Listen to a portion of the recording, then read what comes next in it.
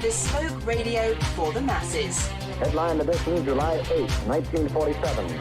The Army Air Forces has announced that a flying disc has been found and is now in the possession of the Army. If the game is rigged, change the game. Game changer. I occasionally think how quickly our differences worldwide would vanish if we were facing an alien threat from outside this world. This is Fade to Black with your host, Jimmy Church, on the Game Changer Radio Network and KGRA, the Global Radio Alliance.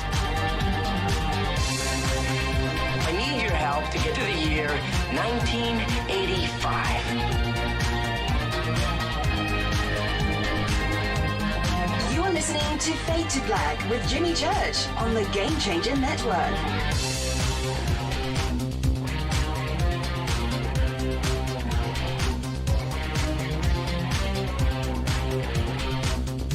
Good evening. Fade to Black.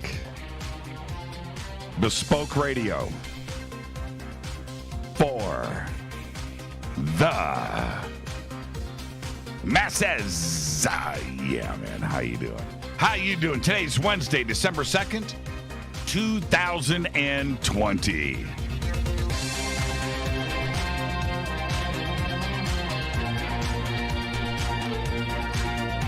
$337 days into the new year. Only 29 days left. Wow. We are live from a bunker that is somewhere in the middle of beautiful downtown Burbank, California. And I would like to welcome everybody listening all around the world, all across the United States. Hither and thither, to and fro, back and forth, up and down, east and west, north and south, far and near. This is Fade to Black for KJCR, the Game Changer Network, and KGRA, the planet. I'm your host, Jimmy Church. What is cracking, everybody? How you doing? How you doing? Night. Here we go. Tonight, we have very special guest, Richard Bleepin' Dolan. That's right, Richard Dolan is here. Going to announce the publishing of his new book, The Alien Agendas. I've read it. Yep, it's out now. You can get it. We'll talk about all of that tonight.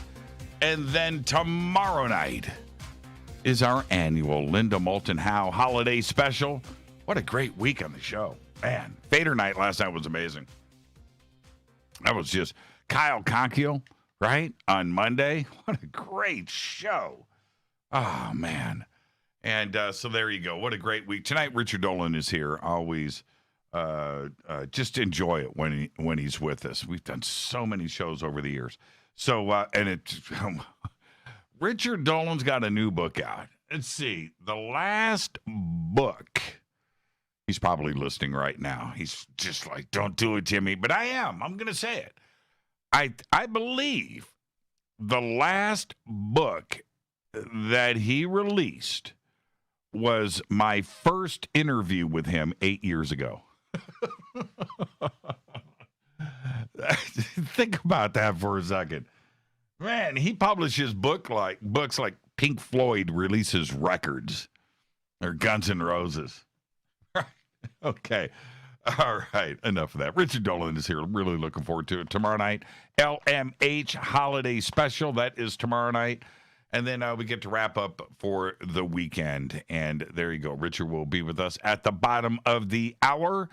And there you go. I mentioned last night a few things. Now, I want you guys to realize something. This show, which is great, this audience, which is great, only happens because of our sponsors, who are also great. And I need you to visit all of our sponsors. Go over to jimmychurchradio.com. Just go down, just click on all of the ads, all of the banners. Go and shop, go and do it, because that's how this show runs. Get the tea, River Moon Coffee, right? Einstein the Crystal Skulls, Billy Carson. Just go. Hoffman's Optics. Go and visit everybody that had just click right? Virtual Shield VPN. Go and click on everything. There's more. If you hear a commercial playing during the show, go and visit their website. Go and check it out. Okay? We have sponsors and then we have advertisers. Our sponsors that sponsor this show, their advertising is over at jimmychurchradio.com. So go and do that. Please go and visit everyone. All right. All right. Follow me on Twitter at jchurchradio. That's what you want to do. Start right there. And let's see. What's going on over Twitter? Did you guys see Awakening Man? He built his own monolith and popped it up in the middle of his town up there, a Tascadero. Called the news. There's a monolith in my backyard. Yeah. Check out the pics. It's pretty cool, pretty amazing. What's the? Is that Channel 3 News? Oh, that's a fake news channel. Is there a Channel 3? Isn't that Isn't Channel 3 like for TV, right? Or Channel 1 News? Is there a Channel 3? Maybe in a Tascadero. There you go. But there it is. There it is right there. And Eric, you got a nice backyard. That's pretty cool. So the local news showed up. Did they interview you? Everybody, you can go and check it out right now. I posted it up in Twitter. I said, how long did it take you to build that thing, man, before you called the news? He's like, 2 days. 2 days. All right. So, go and check that out. Follow me on Twitter at jchurchradio. Hashtag F2B is the sandbox. And, of course, we have 2 chat rooms, one over at Spreaker. Hello, Corolla. There's Bogey. How you doing? There's somebody called 420. I would have never guessed. There's somebody in the chat room named 420 on this show. Wow. Going downhill, man. Going downhill. But everybody is hanging out, so you can go over to the chat rooms, one at Spreaker, one over at KGRA The Planet. Hello to everybody on YouTube, Facebook, and the Bunker Cam. All right. I think we're on UBN. Anybody that's watching over on the United Broadcasting Network, right? Are we on UBN tonight? Right? Somebody tweet me. Go over to UBN and see if we're on the air. Tony Sweet. My man. All right. Let's see where I'm at. Email is Jimmy at jimmychurchradio.com. Let's get to the breaking news. Got a lot of it today. Holy crap. Barack Obama. Barack. The 44th Commander-in-Chief, nestled between 43 and 45. Number 44. Confirmed during a Monday interview with the Late Show host Stephen Colbert that he sought classified information on extraterrestrials during his time in the Oval Office. I'm not making this up. I've seen the clips from the show. Now, I've got a bunch of quotes here. First, Obama says, certainly I asked about it. Because Colbert brings up UFOs, right? And Obama's there to talk about his new book, A Promised Land, right? But not with Colbert. Colbert wants to know about the UFOs. So he says, certainly I ask about it. And Colbert goes, and? Obama replied with, can't tell you. Sorry. Right? And then Colbert replies with, all right, I'll take that for a yes. Because if there were none, you'd say there was none. You just played your hand, Obama, and I thought you were a poker player, right? You just 100% showed your river card. And then Obama's comeback was, feel free to think that. Right? And Colbert, oh, I do. Right? So we need to get the facial analysis going on. What was Obama really doing? Was he joking? Was there a hidden message? The thing is with shows like this, even though Obama is no longer president, you still call him president of the United States, You don't say ex-president, right? You just go straight there. You just go President of the United States, Barack Obama, right? You carry that title for life. But even though he's not currently in the Oval Office, these shows are planned in advance. Stephen Colbert, love the guy, he's great, but he's not winging it. That's not improv. He's not going off script. He's on script. He is. This was all done with intention.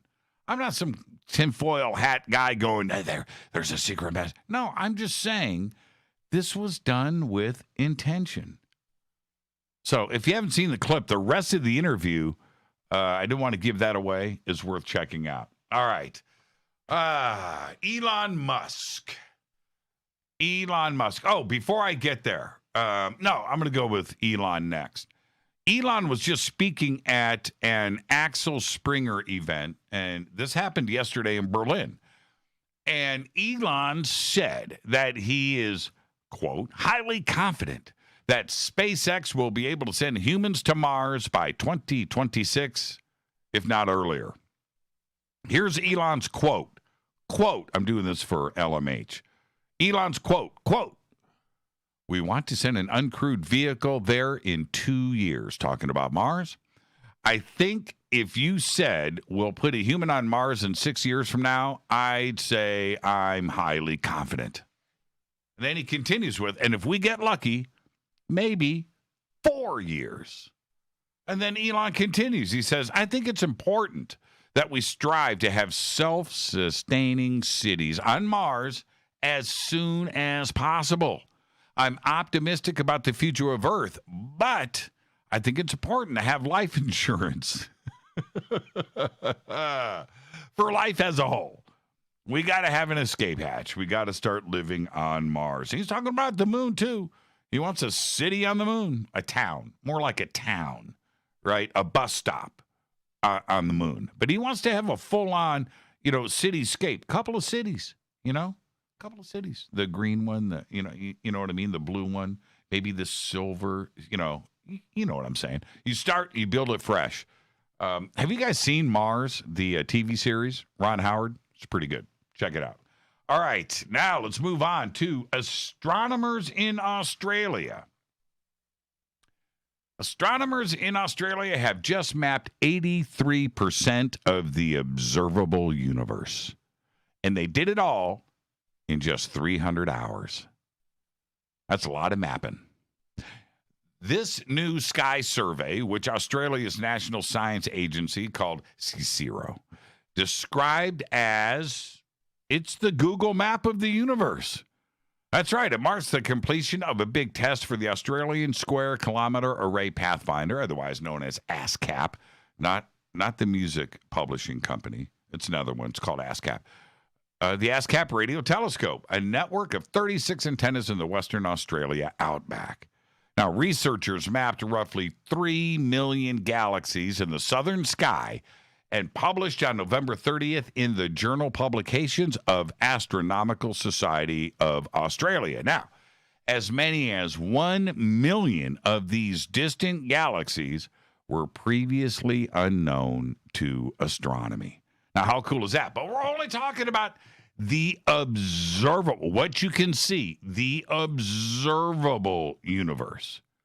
Okay, you got to remember that. How long does it take light to get here? We're talking about 93 billion light years across, but the universe is only 13.8 billion. So how can you have 93 billion light years across if the Earth? That's the observable, right? We don't even know what's on the outside of that. That's all guesstimates. Yeah, think about it. Yeah. So really, 3 million galaxies when there is at least 1 trillion? Not much. But they got it done in 300 hours. All right. Let's talk about the marijuana. The marijuana. A United Nations panel has voted to remove medical cannabis from a list of dangerous drugs. That's right. Earlier today, the Commission for Narcotic Drugs voted on several World Health Organizations, the WHO, recommendations related to pot. Among them was a recommendation that weed be stricken from Schedule 4.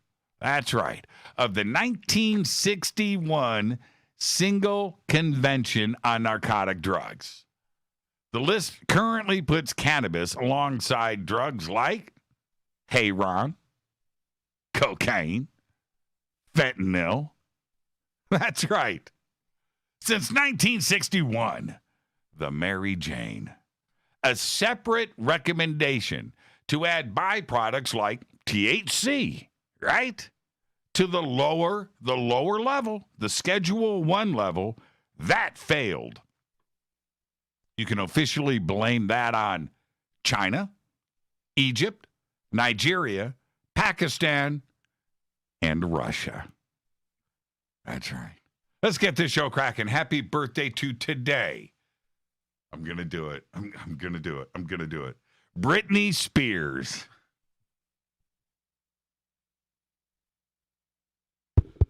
This thing on.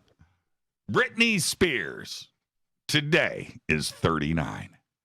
She's been 39 for like 10 years, but let's just stick to it. Today, Britney Spears is 39.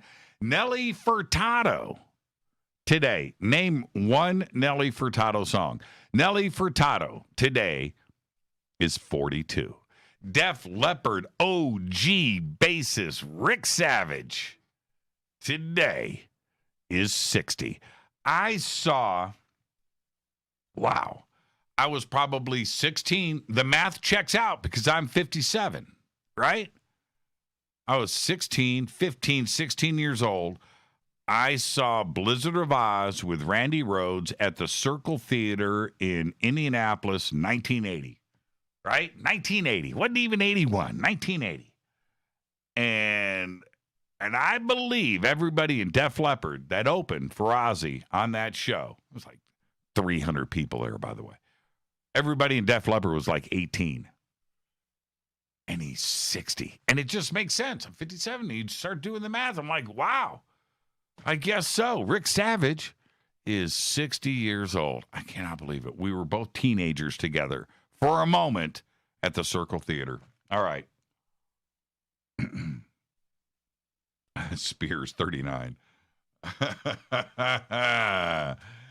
Yeah, Jack Benny was 39 for a long time. I know.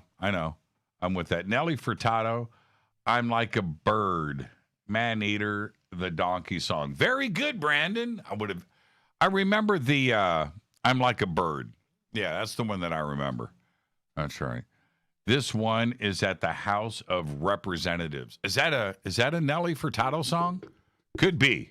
That's from John Frankie Four Fingers. Okay, where am I at? Let's see. Nelly Furtado. Our dead guy's birthday today. Razzle. 1969 to 1984, died at the age of 24. Of course, Razzle was the English drummer of the Finnish band Hanoi Rocks from 1982 until his death. In late 1984, Hanoi Rocks was on their first American tour. Frontman Michael Monroe fractured an ankle, so the band had to skip a few gigs, and they took a break right here in Los Angeles, California. During that break, Motley Crue singer Vince Neil invited the band to visit his home in Redondo Beach, California.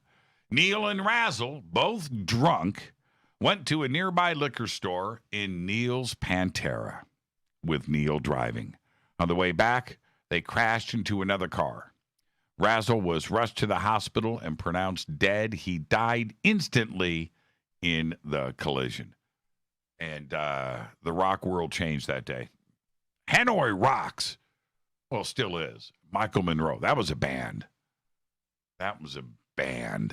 Happy birthday, Razzle. On this day in history, 1942, physicist Enrico Fermi produces the first nuclear chain reaction in his laboratory beneath the bleachers of Stagg Field at the University of Chicago. On this day, OTD. Fader fact. North Korea only uses its own smartphones on their own government network. no internet. Users have to download apps at a government-owned store. That's right, where they can only get government apps on their Chinese-made iPhone knockoffs. And that's your fate or fact. They don't even know that the internet exists. Can you imagine? Right? I mean, so closed down in North Korea. So closed down that you don't even know.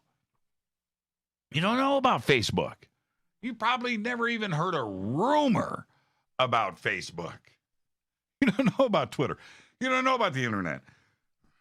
You don't know about Google. You don't know nothing, right? And you think it's cool that you got this cell phone and you can go down and get these things, apps that the government makes for you, you know, to track you and stuff. And you think how fantastical that is, but you have no idea. You have no idea about the internet. You've never been red-pilled on the internet. You've never blocked someone. You don't. You don't know. How crazy is that? All right. Listen, I often talk about writing a book. And I think about it. I do. I ran it past Rita a few months ago. She's like, what? You write a book? Come on, man. And, I'm brought back down to level, back down to earth. But after reading Richard Dolan's new book, The Alien Agendas, it makes me think that maybe I should actually get serious about it because Richard's a great writer. It's a great book. And, you just start reading that and you're like, man, I got something to say, right? And I've got so much respect for anyone who pulls it off because so much time goes into publishing, the research, the editing, and, the time that you have to actually sit typing, right? It's a huge project. I don't know how they pull it off. But here's the deal. A book about my life, I guess, that would be boring. Not much there, really. Nobody gives a crap, right? Okay, so what would I write about? It feels like there is something there.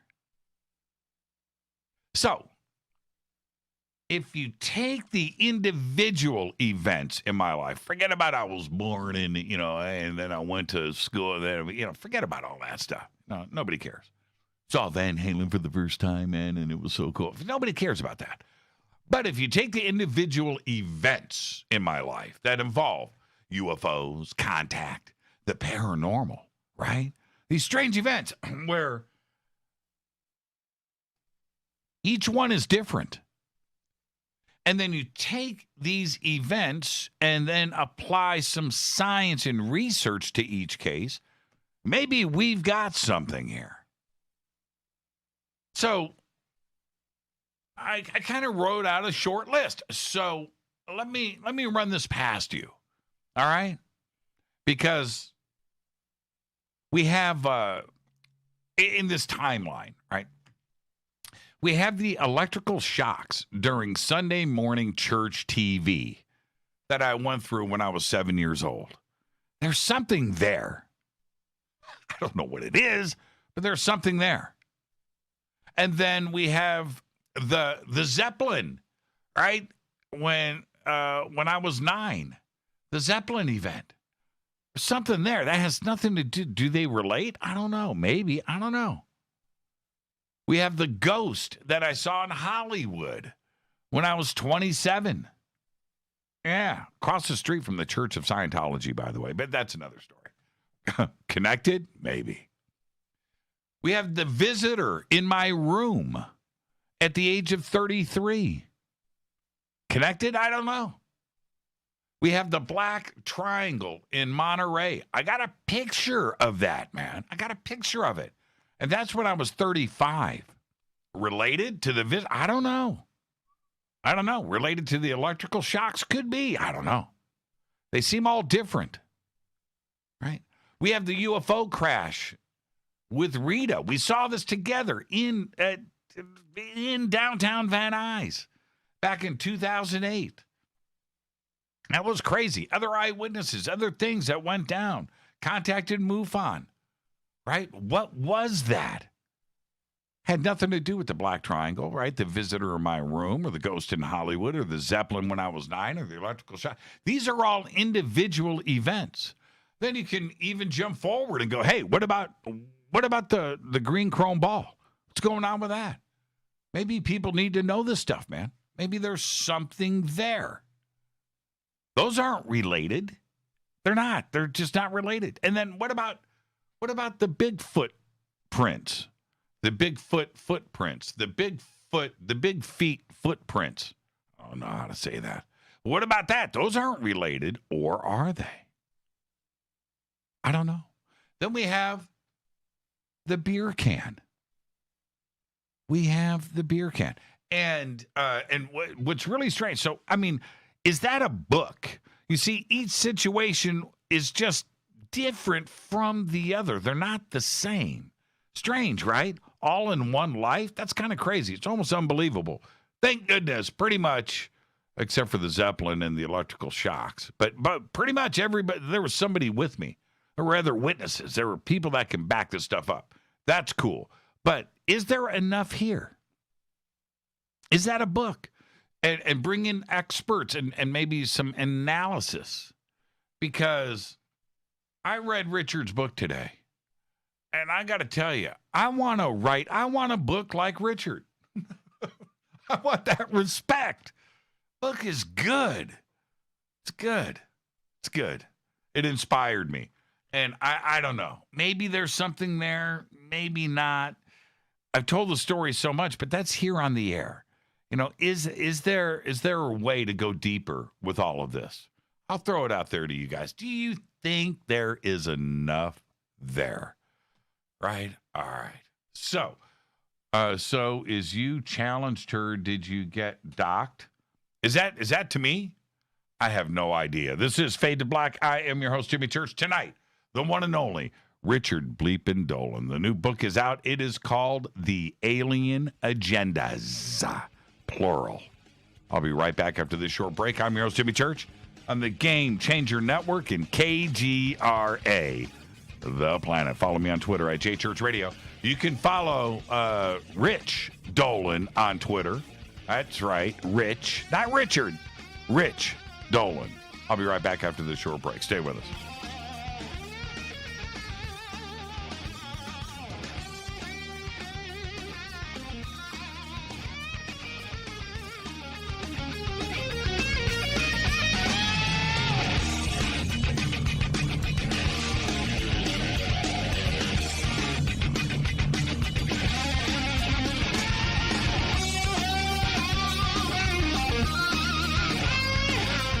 This is Nicole Church, daughter of you-know-who, and you're listening to Fade to Black on JimmyChurchRadio.com and the Game Changer Network. You're listening to Jimmy Church, Fade to Black. Fade to Black will now pause for alien identification. The station that talks the net. KGRA Radio. Introducing the Game Changer blend from River Moon Coffee that delivers a customized blend made specifically for the Fadernauts. If the game is rigged, change the game. It's a bolder cup with some bite. Game Changer is the coffee of choice for those that prefer an organic dark roast that is slightly lighter and milder, but it's still dark. With wild notes of pecans and chocolate with a rich, balanced, full-bodied cup that is roasted to perfection for a great coffee to start your day, as an after-dinner coffee or anywhere in between. Artisan, small batch roasted to perfection. USDA certified organic, all River Moon coffee is freshly roasted and packaged in the USA. Just go to rivermooncoffee.com or click on the banners over on our site and use the promo code F2BBLEND for 15% off of your order today.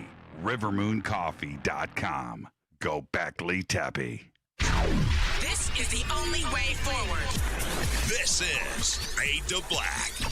Make contact. KGRAradio.com. This is Jimmy Church of Fade to Black, and you can get our podcast for just $2 per month. All you have to do is click on the podcast banner over at jimmychurchradio.com. Hi, folks. It's troubling times, and fear is pushing emotions, which in turn pushes health the wrong direction. Do you ever get an ache because life is uneasy? Try Life Change Tea at getthetea.com. Life Change Tea works on your digestive tract, helping to move food through quicker and comfortably so your health is spot on. Life Change Tea may not help with world issues, but it will help with your digestive issues. A glass a day helps keep the intruders away. So, change your life today. Log on to getthetea.com. That's getthetea.com. If your health game is off, get on by ordering Life Change Tea. Getthetea.com. And while you're on our site, look around at the great non-GMO organic supplements. And if you're a sales shopper, go to our specials page and see what's for you. I've been drinking the tea for 12 years, and I'm sure glad for its health benefits. Again, that's getthetea.com. Getthetea.com. The tea that makes you go. Permanent industrial glue impossible to remove? Not anymore, because Handyman Formula by D-Bond is a patented chemical adhesive remover. It's used in the building and home maintenance industry, but now it's available for your home use, for your DIY projects. Unglue stickers, silicone rubber, labels, price tags, flex tape, weather stripping, carpet glue, wood glue, liquid nails, even 3M 5200. And it dissolves graffiti. Yeah, graffiti. Handyman Formula by D-Bond works, and it's safe to use on most surfaces. No need to call a professional. Don't get out the pliers and blowtorch. Just apply a little Handyman Formula by D-Bond and wait 90 seconds, then quickly and easily pull the items apart. Get unstuck. Visit dbondhandymanformula.com. That's dbondhandymanformula.com or call 561-575-4200. Handyman Formula by D-Bond. 9 out of 10 geneticists agree. Fade to Black is not your father's radio show on the Game Changer Radio Network and KGRA, The Planet. Hi, this is Rob Reiner from Anvil, and you're listening to JimmyChurchRadio.com. What's up? I'm Chris. What up? This is Kyle Manson. You're listening to Jimmy Church Radio.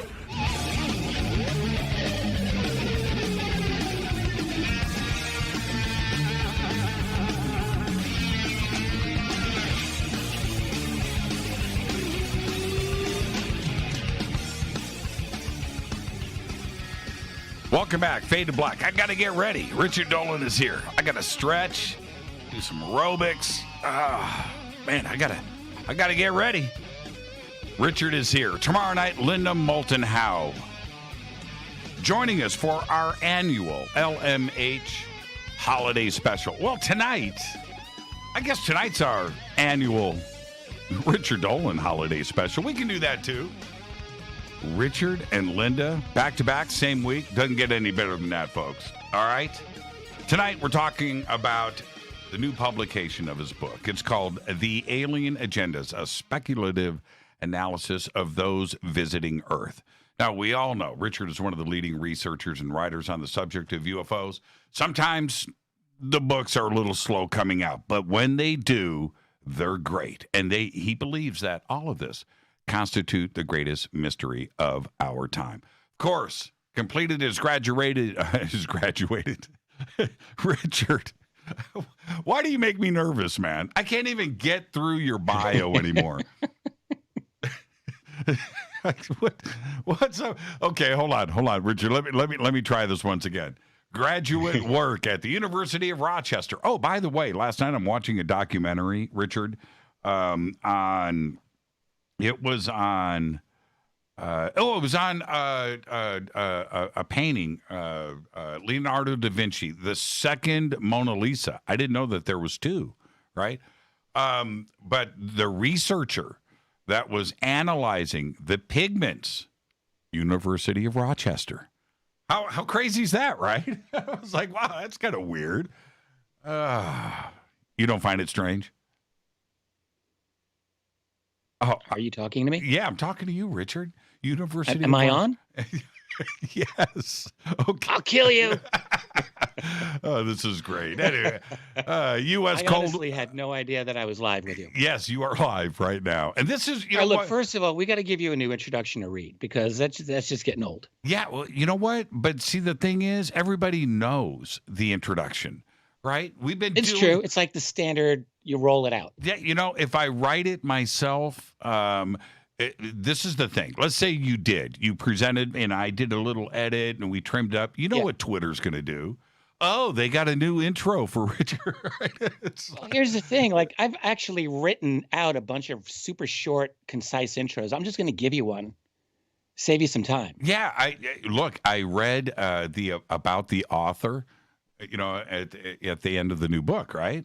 Oh, right. Yeah. I had that in there. And I read that and I'm like, this is exactly the same as the intro that I've been doing for 8 years. Oh, is it? All right. So I just won't say anything. Oh, I swear it did. It actually hey, look, I want crossed to tell my you, mind. Yes. I don't always do this when I'm on your show, but I was listening to your whole first segment. Okay. And you're hilarious. Really? Big foot, big feet. That was pretty good. Yeah. I'm coming down with COVID. So maybe maybe temperature has something to do with that. I kid everybody. I kid. Talking about Britney Spears and Nelly Furtado. Yeah, right. Coming out of the blue with that. Yeah, pretty good. Well, okay. Nice segue there. Nice segue. What was the last thing you listened to today? Last piece of music. Yes, indeed. Well, I can answer that, and I'm going to do it by giving you a riddle, which I've also never done. This is a new twist to our relationship. Got to keep it fresh. That's right. So the song was the first track of what many would argue is the greatest first album by any band in rock history. You listen to Communication Breakdown, Led Zeppelin. Well, first of all, right group, wrong song. Oh, yeah. You got to get it together. Wasn't Communication Breakdown the first song on the first album on the first side? No, it was Good Times, Bad Times. Oh, Good Times, Bad Times. Okay, all right. But I'm going to give you a little bonus there. But that was pretty good though. I got to say, I was in the room. I was in the car. I'm going to give you that. Yes. Anyway, so yes, I heard Good Times, Bad Times not very long ago. That was my last song. You know what I listened to today? What? I listened to Kenneth Copeland. Wow. Yeah, that's right. The preacher man. Becoming a little fancy pants here. Yeah, the Sunday morning preacher man, right? Kenneth Copeland. His new heavy metal album that he's got out. Have you heard it? Oh, I'm thinking of Aaron Copeland. No, not Aaron Copeland. No, I'm talking about the preacher man.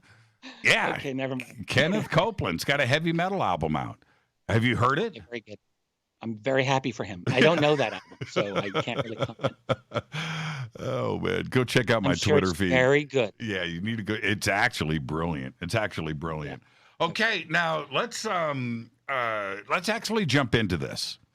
Okay, the book is great, but isn't it funny that I've given you a hard time over the years about the new book, it's funny, haha. But it's been 8 years. It's been 8 years since 21st Century Mind. Did you know that? This is almost. This is 2020. That's right. So if we go 2013, 2014, 15, 16, 17, 18, 19, 20. Wow, it's been a while. That's 8 years. And I thought it was 2014. No. Okay. But okay, Richard. Maybe I keep telling myself it's 2014 just to make it a little more recent. And that was the release of that book was our first interview. That's right. I remember it well. And it's taken this long, and look how much more polished we are. All right. Okay. Now, I did write a couple of little booklets in there, but maybe they don't count. Right. The pamphlets, those were good, actually. the pamphlets. Oh, man. But, okay, now, you are right. Like, I didn't write anything large, anything long. No. And even this particular book, it's not a super long book. It's about 245, 250 pages. But it is something I'm happy with, and I'll be happy to talk with you about it. One thing I'll say before we jump in, yes, is that the book that you've been really hounding me to write all these years, of course, Volume 3 of UFOs in the National Security State, I will just tell you, for reasons unknown, as soon as I finished writing the alien agendas, I have thrown myself into re-jump starting Volume 3 of my series. And actually, it's been an amazing last few weeks of doing that. So I'm organizing. I have my data. I'm lining it up. And I actually do expect to write that book in the coming year. But we'll talk about that when it's ready. Do you need a co-author? Oh, we're going to have to talk about you writing a book as well, because that was the other thing on your Oh, yeah, you list. caught that. You caught that. Now I'm embarrassed. I did. No, honestly, I think you should write a book. I don't know if like a travelogue of your cool separate experiences is the route that I would want to go were I you, but maybe it would be. Like the key is it's got to be interesting. Right. You got to have like, if you've got these little vignettes of your life, an interesting thing, that's actually not bad, but you've really got to make each thing have something uniquely interesting that readers are going to be like, wow, I love that. So you got to figure that out. The other thing is you could write a book on something that you really genuinely care a lot about, and then you write that book with the blood in your veins. Like that's how you do it. Like it's got to be a work of passion, something that you really care about, that matters. That would be write it with fire and you edit with ice. That would be a book about the ultimate red pasta sauce. Great. Really? Hey, honestly, it doesn't, to me, there are great books on every subject out there. Yeah, and you're the right. key is you've got to have an interesting thing to say about it that people will want to hear. I agree. That's the thing. I agree. I just look, when I talked to Rita about this, you're here to talk about your book. But it was funny. I said to Rita, I had this crazy dream. And I hate it when people go, I had a crazy dream. I want to turn it into a book. Well, no, it's not that interesting. but I did have this crazy dream about waking up as an android. Eyes pop open, boop, okay. Right? And it got really detailed. And I had a lump in my throat. I was sad. And I was freaked out about the whole experience. And the emotion of what I went through as an adult, man, I'm 57. I wake up and I got tears in my eyes because I was so emotionally distraught about this experience. But I thought, if there's a way to get that, right? If there's a way to write that, I think there's something there. Because you were like the Tin Man before he got his heart. That's exactly what it was. And it like messed with wanting me. that emotion. That's beautiful. Now, it's making me cry. Well, see, and there was an element to this book that, as I was reading it, Richard, I'm gonna okay. My book. Okay. Yes, your book. Let's go to the end first, the last 10 pages. And now there's no spoilers here. Everybody, go and get the book. The book is great. We'll talk about the book, but I'm not going to talk about the content of the book. But in the end, in your conclusion, Richard, it seems that you were getting a little bit into your heart and soul and your concern for the planet and consciousness and our future. And you were very passionate about that, where in your books in the past have been more black and white and pragmatic and historical and you know what I mean, black and white. And you started to go there at the end of this book, and I was like, man, Richard's got some concerns going on for this planet, right? I wasn't imagining things, was I? Well, I don't know. When I look at the conclusions of my previous books, I actually always made a point to speak from the heart in all of them. I will tell you the truth. When I finished the final segment of Volume 2 of UFOs in the National Security State, I actually felt emotional after I wrote that. That was important to me too. But the conclusion here is from my heart.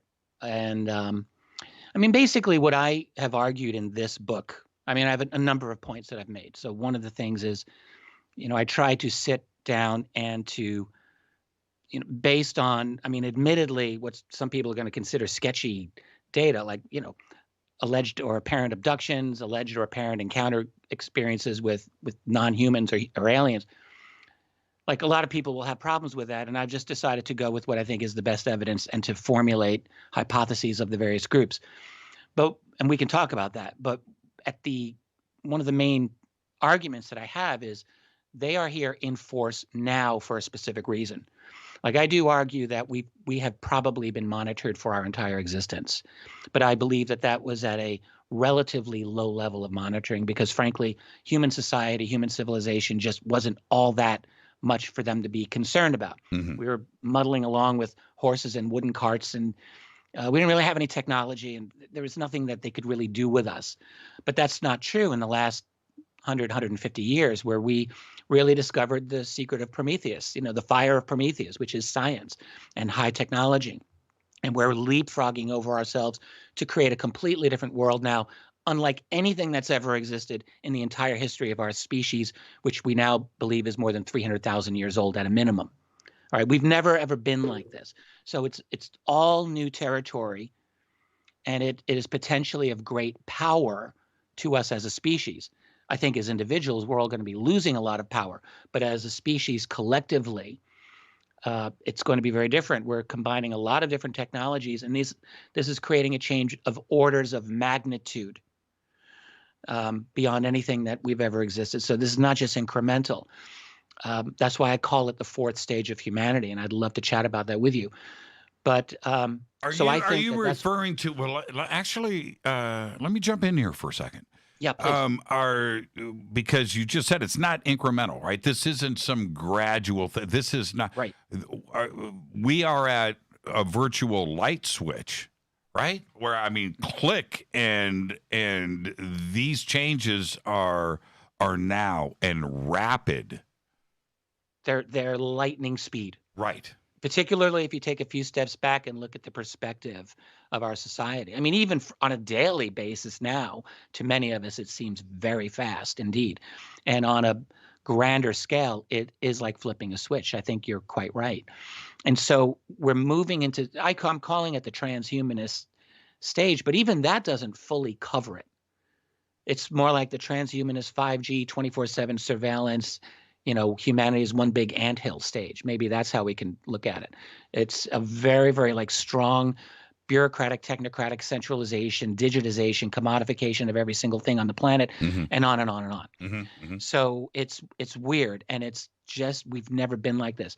But I believe it gives the collective power elite, the masters of our world, tremendous power, tremendous ability that could never have been dreamed of before. And I personally believe this is why we're seeing an extensive amount of interaction by other beings in our world now.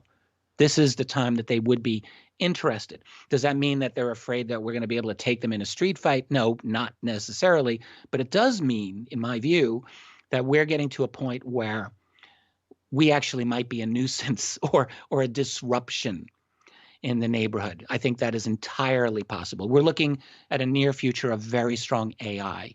We're looking at a near future of beyond quantum computing, possibly, or even quantum computing, and genetic engineering, and a array of all these other technologies. So when you combine them all into this stew, we can't even predict everything that's going to come out of it, but something big's coming out of it.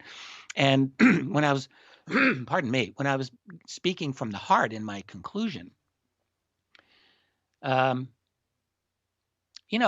of me, I see this transformation of our civilization perhaps as an inevitability, but that doesn't mean that I think it's a good thing. I really mourn the loss of, I guess what I would say, like classical humanity, because I do think that we are moving, we're moving away from that somehow. And ironically, that movement away from our humanity might be the step that will happen to get us to be more like them. Like we're turning ourselves more into aliens. And I think that feeling pervaded the entire conclusion of my book.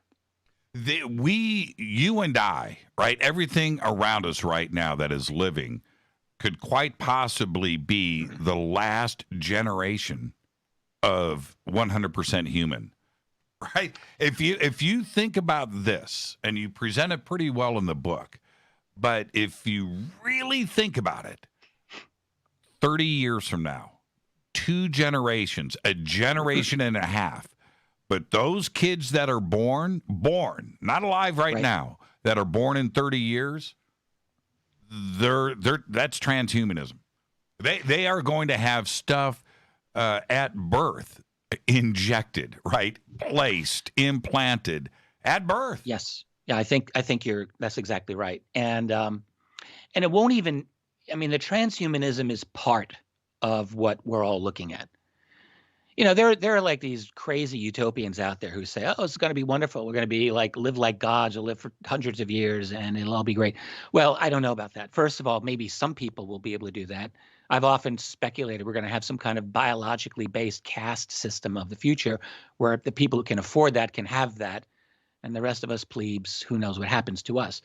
But the real concern that I have isn't even that, because we're actually already developing that type of, I mean, you've already got very, very elite, wealthy people who already are healthier and they live longer lives and they've already got everything compared with poor people. What I'm concerned about is the dramatic technological transformation of our society is within even the space of the last 5, let's even say 10 years, transformed our society into an overtly vast control system, the likes of which, like, we could all see this coming 10 years ago. I could. I talked about it. I had lectures about it. I wrote about it. It's not that I couldn't see it, but I must say that I am astonished by the swiftness that we've seen in the last few years, looking at big tech, social media control, propaganda, overt propaganda, and deplatforming, which I think you were talking about in your opening segment. This, in other words, the movement to become just like China, honestly, you know, where they've got the social credit system. China has a genius totalitarian system that is vastly more brilliant than any that's ever been attempted. And with the social credit system that they've got, they've effectively terrorized their entire population into compliance. And I think that we're seeing that. You've got all the Western elites. They love China. They admire China. And they have to modulate how they express that admiration, but it's very clear that they do. And you can just see we're maybe a decade behind the Chinese at the most nowadays. Yeah, they're in 30 years. I mean, there isn't another way to look at this. And I don't care about, I'm not concerned with, I should say, what part of society you're from, right? If you're in a garbage dump in Brazil, right, begging or digging for food, or you run a hedge fund. It doesn't matter. 30 years from now, every human is going to be monitored, right? It's just your location, your status, your health. Everything is going to be there, locked onto the internet. There isn't another way for the future to be. It's not going to be the opposite of that, for sure. No, right. And I mean, we're already all being monitored. We all know that. But more elements of our lives are going to be monitored. So with digital currency, for example, we're getting away from my book, but that's okay. Digital currencies on the route, which will monitor every single transaction that you make. And it'll be instantly available to, you know, whatever authorities are deemed they're able to look at it. And movement, of course, GPS, obviously, and facial rec, voice recognition, all of that. That's all on the table. It's all happening now, and it'll be more and more pervasive. But this is your book. If you take a really close analysis of this, one of the things that you clearly state is that this is what we're going through. ET knows this. Yes. They've gone through it too. And where we are at our stage, they are closely watching all of it, and they are waiting for that switch to flip. Because at that point, we're going to be sort of at their level. We're not there yet, right? And also, yes, I agree with that. And also, not just to see where we are at. I think that might be the case with some of them. And of course, I'm just speculating here, but also based on whatever evidence that we're able to pull together on this, I don't think it's impossible at all that there would be at least one group that would be wanting to influence that transformation, or at least make sure that it goes the way they want it to go. So I think that, if you're a counterintelligence officer on behalf of humanity and planet Earth, you would have to look into the possibility and perhaps likelihood that at least one of those groups would be infiltrating your society to manage that process to their benefit. If there's an advanced, easy as that might sound to someone who Right. doesn't study this, but I think that's really possible. And I think the point that you're making here is that an advanced civilization, right, that is looking at us and watching us shoot each other with bullets, right, on our own planet, right, killing each other, that is not what is going on their planet, right? They're not battling their neighbors, right? They've moved on from that. They have achieved centralized totalitarian control over their society, undoubtedly. And I'm assuming they are waiting for that to happen on our world. And how do we, in 60 seconds, and then we'll pick this up when we come back. Yeah. How do we achieve that? Do we go to the Ronald Reagan speech at the United Nations, right, and go, okay, well, maybe it's going to take this, but how do we take that step? Well, I don't know that I want us to take that step. So first of all, let me just get that out of the way.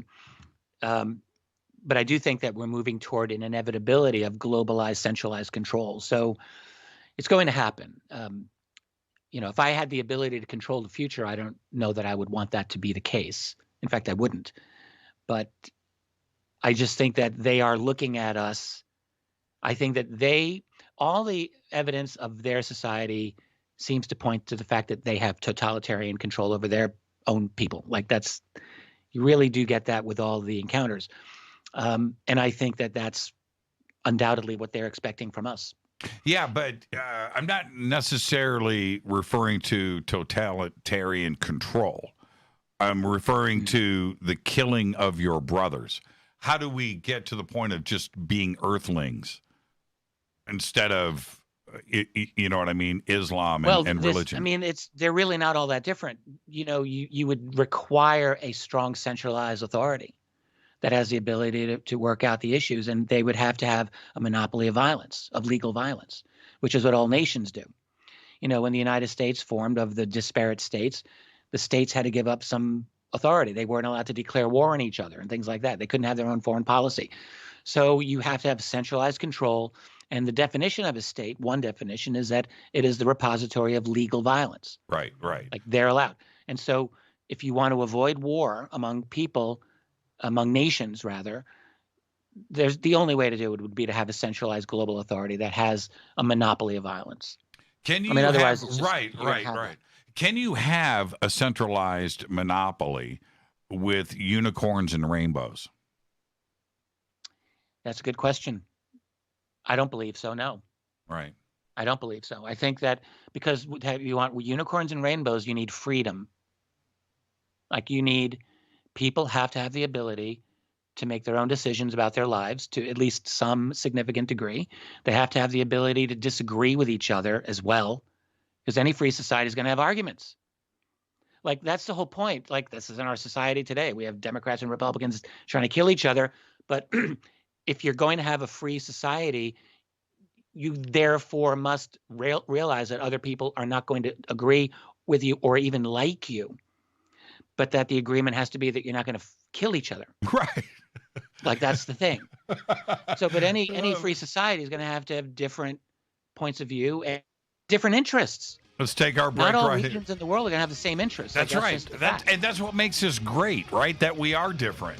I mean, I love fighting with Richard. It's the best argument ever. Let's take our break right here. This is Fade to Black. I am your host, Jimmy Church. Tonight, Richard Dolan is here. We're talking about his new book, The Alien Agendas, a speculative analysis of those visiting Earth. More with Richard after this short break. Stay with us.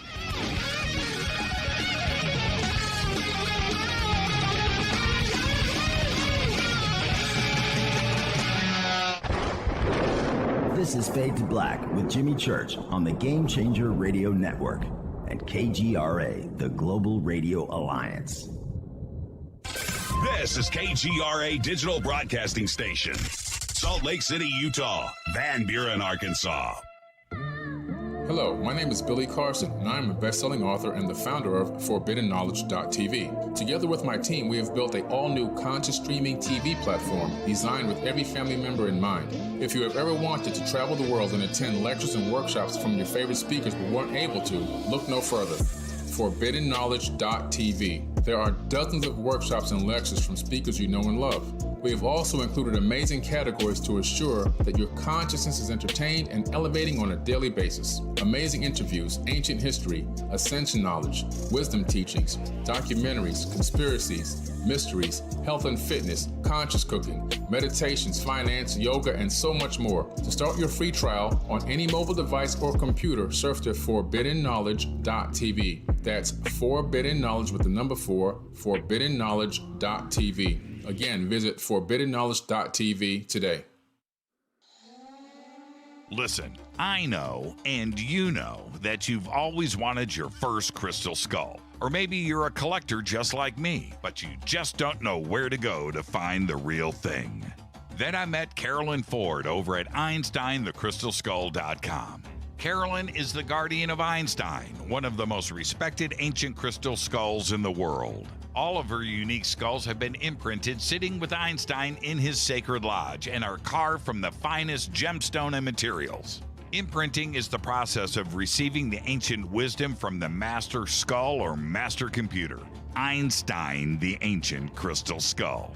To see Carolyn's current collection of crystal skulls, just visit her store at EinsteinTheCrystalSkull.com or click on the banner over on our site. Don't forget to use the promo code Jimmy at checkout to receive 10% off of your order today. That's promo code Jimmy. Finding your first or next crystal skull is easy. Just visit EinsteinTheCrystalSkull.com. When you take the beans from Central America with dashes of Indonesian and African mixed in and then roast it to the dark side of fade to black, you create the ultimate brew of fringe. Introducing the Fade to Black blend from River Moon Coffee.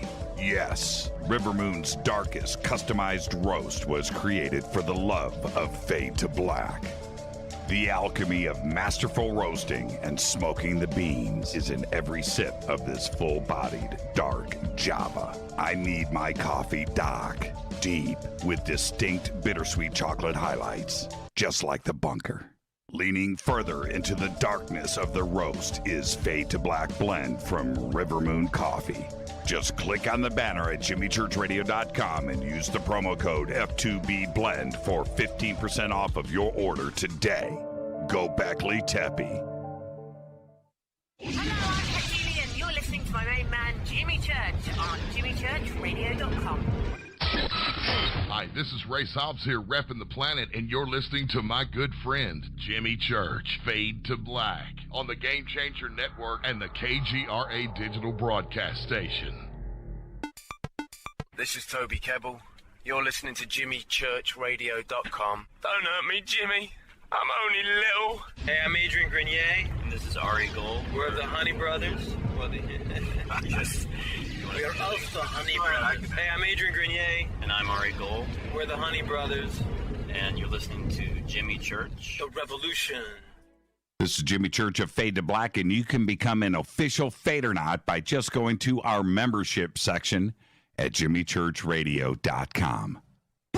Hello, this is Serena Wright Taylor from Conscious Life Expo, and you're listening to Fade to Black with Jimmy Church, who holds the Lucky Pony record for the best astrological chart since 1963. True story. This is Micah Hanks of the Gralien Report, and you're listening to Jimmy Church on Fade to Black, across the globe on the Game Changer Radio Network and the one and only KGRA Radio, The Planet.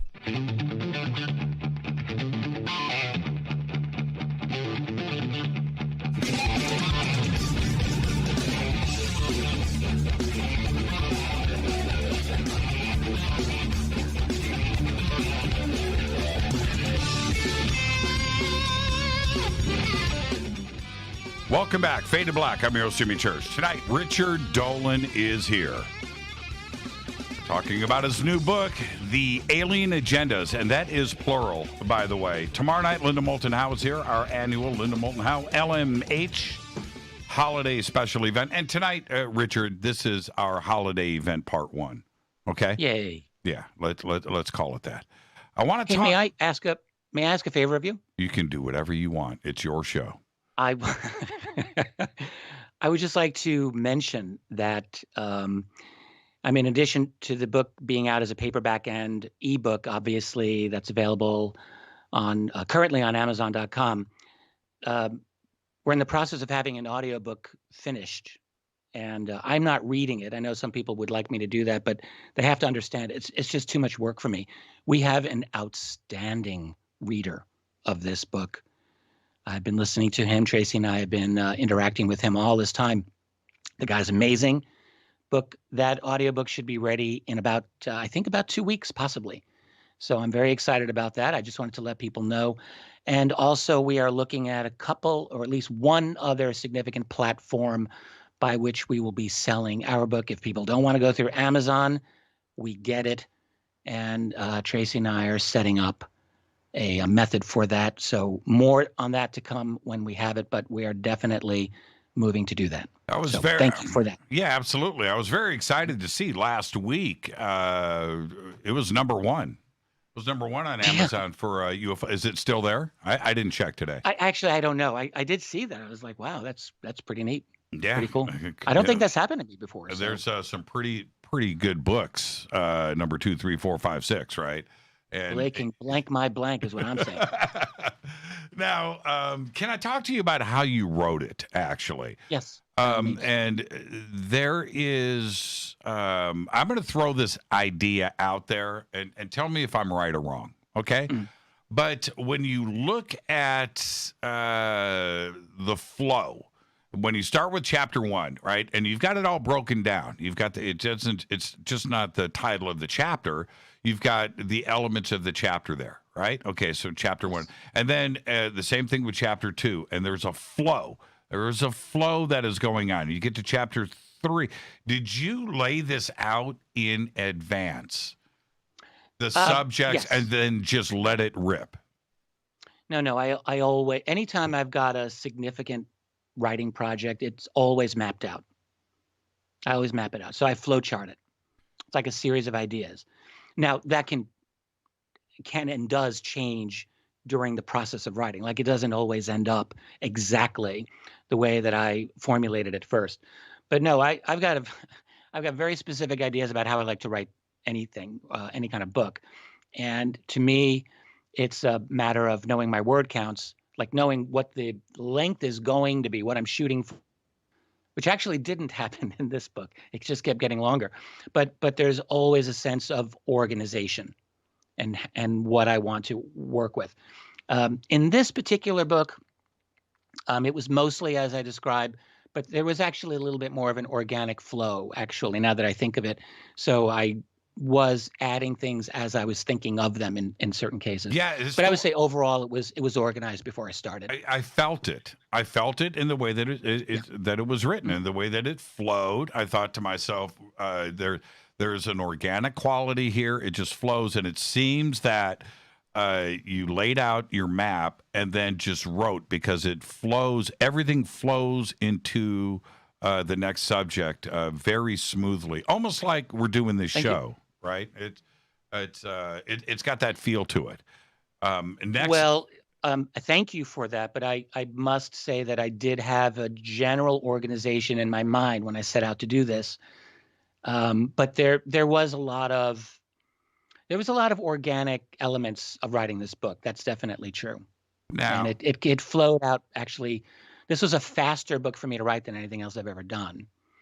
So I think maybe you might be feeling some of that as well. And there is another zone here. Now let's go ahead and let's get a little uncomfortable. Which is this? I've read all of your stuff, and this book is different, and it's different for a lot of different reasons. It's different in its writing style. It's very personal. But second, it's the content, where you have discussed some of this stuff in the past, lightly. You've written about some of it in the past. The majority of this, for the Richard Dolan fans out there, are going to be a little bit surprised about some of the areas that you went into, aren't they? Absolutely. And a lot of it, I'm just going to tell you and listeners right now, I'm taking a big chance on some of the things that I've written about. And I can very well be wrong about any number or many number of things that are in this book. So this is why I call it a speculative analysis. I'm not pretending here that I've got definitive answers. What I've set out to do, however, is, my previous work has always been very historically factual. I've tried to be extremely accurate. I've tried not to speculate too much into areas where there's just not enough facts to work with. Mm-hmm. And this is a different kind of a book. And I came to this actually came out of an online lecture that I gave last June, which was called An Executive Briefing, The Alien Agendas. That was the germ of this book. And what I wanted to do then and now is I said to myself, look, I've studied this subject for several decades now. I've looked at a lot of the facts. I have studied a great deal of encounter cases, even though I hadn't always written about them. I've known them very, very well. And I thought it's really time for me to try my hand at looking at the biggest of the big pictures. That is, what are these beings and what the hell do they want? Like, why are they here? And so that's what I really tried to do. But I didn't want to push the reader into one conclusion or another. What I really tried to do is to look at the data that I think is the best data and to organize the book accordingly. And one of the big surprises, that came to me when I was doing all of this was finally, ultimately recognizing something that I had pushed away for so long, which is how many UFO occupant cases, how many of these occupants look totally human. Like, that's just something it's an uncomfortable thing, it seems to me, that a lot of UFO researchers, they're aware of it, but they sometimes, some of them will skirt it. Other people won't. But the fact is that there are a large number of cases, historically and current, in which people will say, I was brought to a craft. The people running this were totally human looking. Like, you get that again and again. Now, it is also true that there are more cases of people encountering gray aliens, whether short or tall, but right behind them are humans. And then you get other types. You get, some smaller number of reptilian claims and insect or mantid cases, and then what I sometimes call the kitchen sink, which is a small number of just this totally bizarre variety of a lot of things. But the human occupants is, I was looking at this, and at some point I just thought it would be dishonest intellectually of me to avoid this, because something is going on. Now, we can say, well, maybe it's black budget, classified tech, the Germans after the war, whatever. But I actually don't think that that's the best solution to this. I've thought that there are other solutions, and I tried to lay that out. And in fact, the biggest risk probably that I took in this whole book is in chapter 1. That's right. That's where I'm going. And see, this is... I call it a fresh look at our origins, and I openly speculate over the possibility that the human race was genetically enhanced, let's say roughly 40,000 years ago. And I came across this theory, and I wrote about this in the book, from a deceased friend of mine, a woman that I really admired. She was a good friend. Her name was Dr. Colleen Clements, and she taught at the Rochester Institute of Technology and the University of Rochester. Her interest in UFOs really caused her career to suffer, but she was a brilliant lady. She was there was 3 of us in Rochester. Another friend was Dr. Bernie Angelo. He's still around. He's a great guy. But the 3 of us were our own little clutch. In my early years in the UFO field, back in 2001, 2002, we were all buddies. We hung out, we talked. And Colleen was a really brave person. But she wrote a couple of books, and this was a theory that she was exploring. And based on, not just something that came out of her head, she was looking at science. And I just picked up on it. And what I've learned is that we have a particular gene called the microcephalin gene, and a particular thing in it known as an allele. All genes have alleles, and I'm not a geneticist, but this is what you learn. And one of those alleles, geneticists will tell everyone, is only something that we've had quite recently. They call it the D allele. And this is a very important element for human brain growth and development. This is what the geneticists all agree on. And they all agree that we got it. They estimate, because they actually don't know. And the low estimate actually is as low as something like 20,000 years. High estimate, something like 60,000 years. So they split the difference and they come to roughly 40. It could be more, it could be less. But what I learned from them is that they all are adamant that this allele did not come from ourselves. It came through interbreeding with another species. Why do they believe this? I don't know why, but that is their consensus. And there doesn't seem to be any argument about this. And so the obvious candidate would be Neanderthals, since we know that we interbred with the Neanderthals in that era. And there was actually another human group at the time called the Denisovans, which were very, very, very similar to Neanderthals. But the thing is, we have enough of the Neanderthal DNA analyzed at this point. And the fact is that they don't have that genetic material. It's just not there, nor the Denisovans, apparently. And so the question is, if it didn't come, now maybe there's this Hail Mary pass, long shot at the last minute, someone 10 years from now may find it. But the fact is they've been looking for it very diligently, and it just doesn't seem to be there. And we've had some very good Neanderthal DNA specimens, by the way. So if it isn't those groups, then the obvious question is, who's the daddy? Like, where did it come from? Now, in Colleen's original formulation of it, she looked at all of that. She wrote her book 12 years ago, and we didn't have as much information about Neanderthal DNA at the time. And she openly said, look, maybe they'll find it and my whole theory will be shot.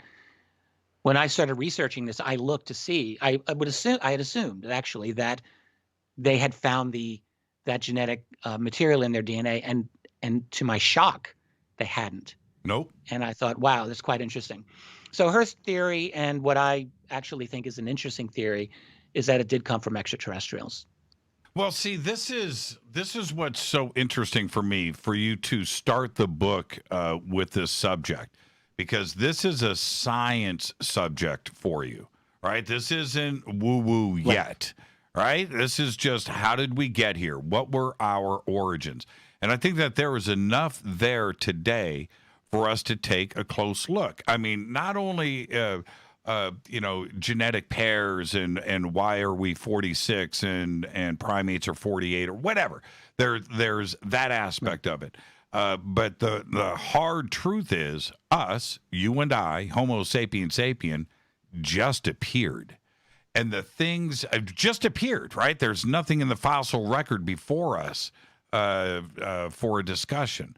There's that part of it. But the other thing is the changes that happened to only us. And that DLL and other things that enabled us, Richard, you pointed out in the book, that made us wonder about the stars, right? To think about the cell. Well, and also, right, absolutely. As far as our fossil record now goes, human beings as Homo sapiens sapiens have now existed for more than 300,000 years, which just blows my mind. You know, when I was a kid, it was Cro-Magnon man lived 35,000 years ago, maybe 40, and they just kept pushing that number out. But for all of that time, we were a certain way, and a roughly 42,000 years ago, you see really hard evidence of a creative explosion in the human mind. That's right. And there's really no way to avoid this. You look at, there's cave art, which human artwork prior to that is, I mean, it's nice, but it's not anywhere near at the level of what you see suddenly exploding about 42,000 years ago. And ditto with tool making. And so it's very obvious that around that time, something really did happen to us intellectually, mentally.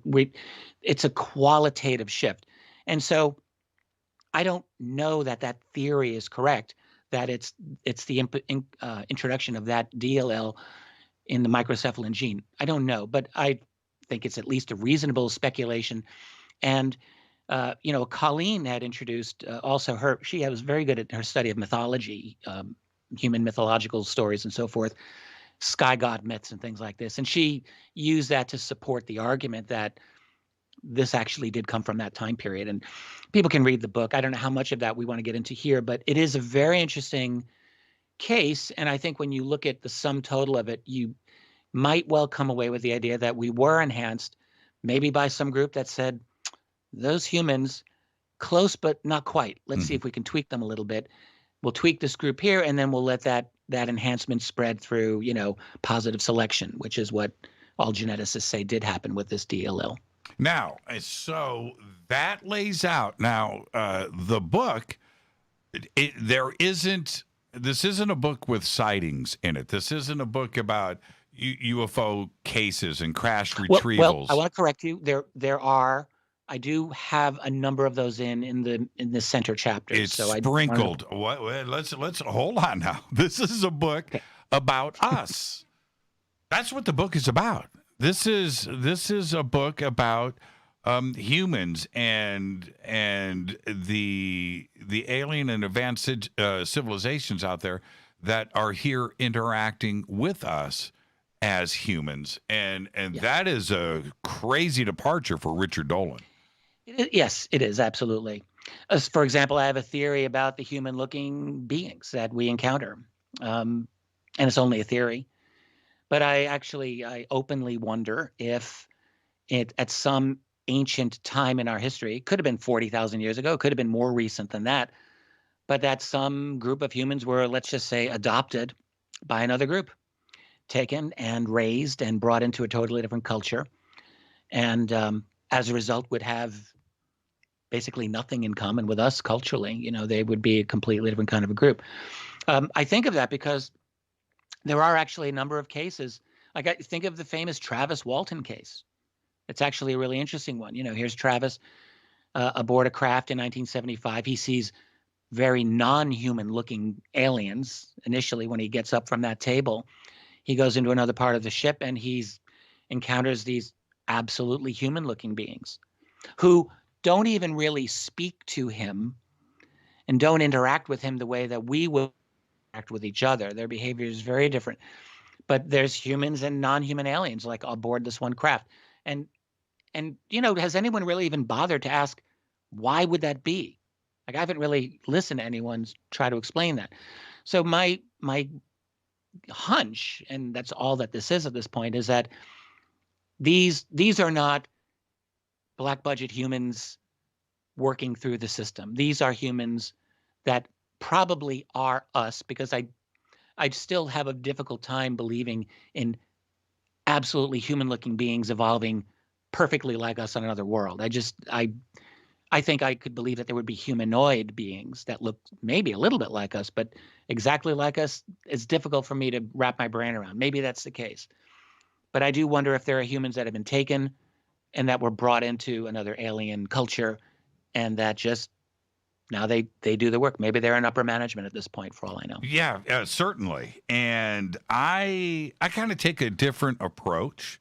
So I'll throw this out there for you, is that the particles of the universe are the same everywhere in the universe. Gases are the same. Carbon's the same. Everything's hydrogen, helium. All of that is the same. And so are amino acids. And they only have so many ways of combining atoms, molecules.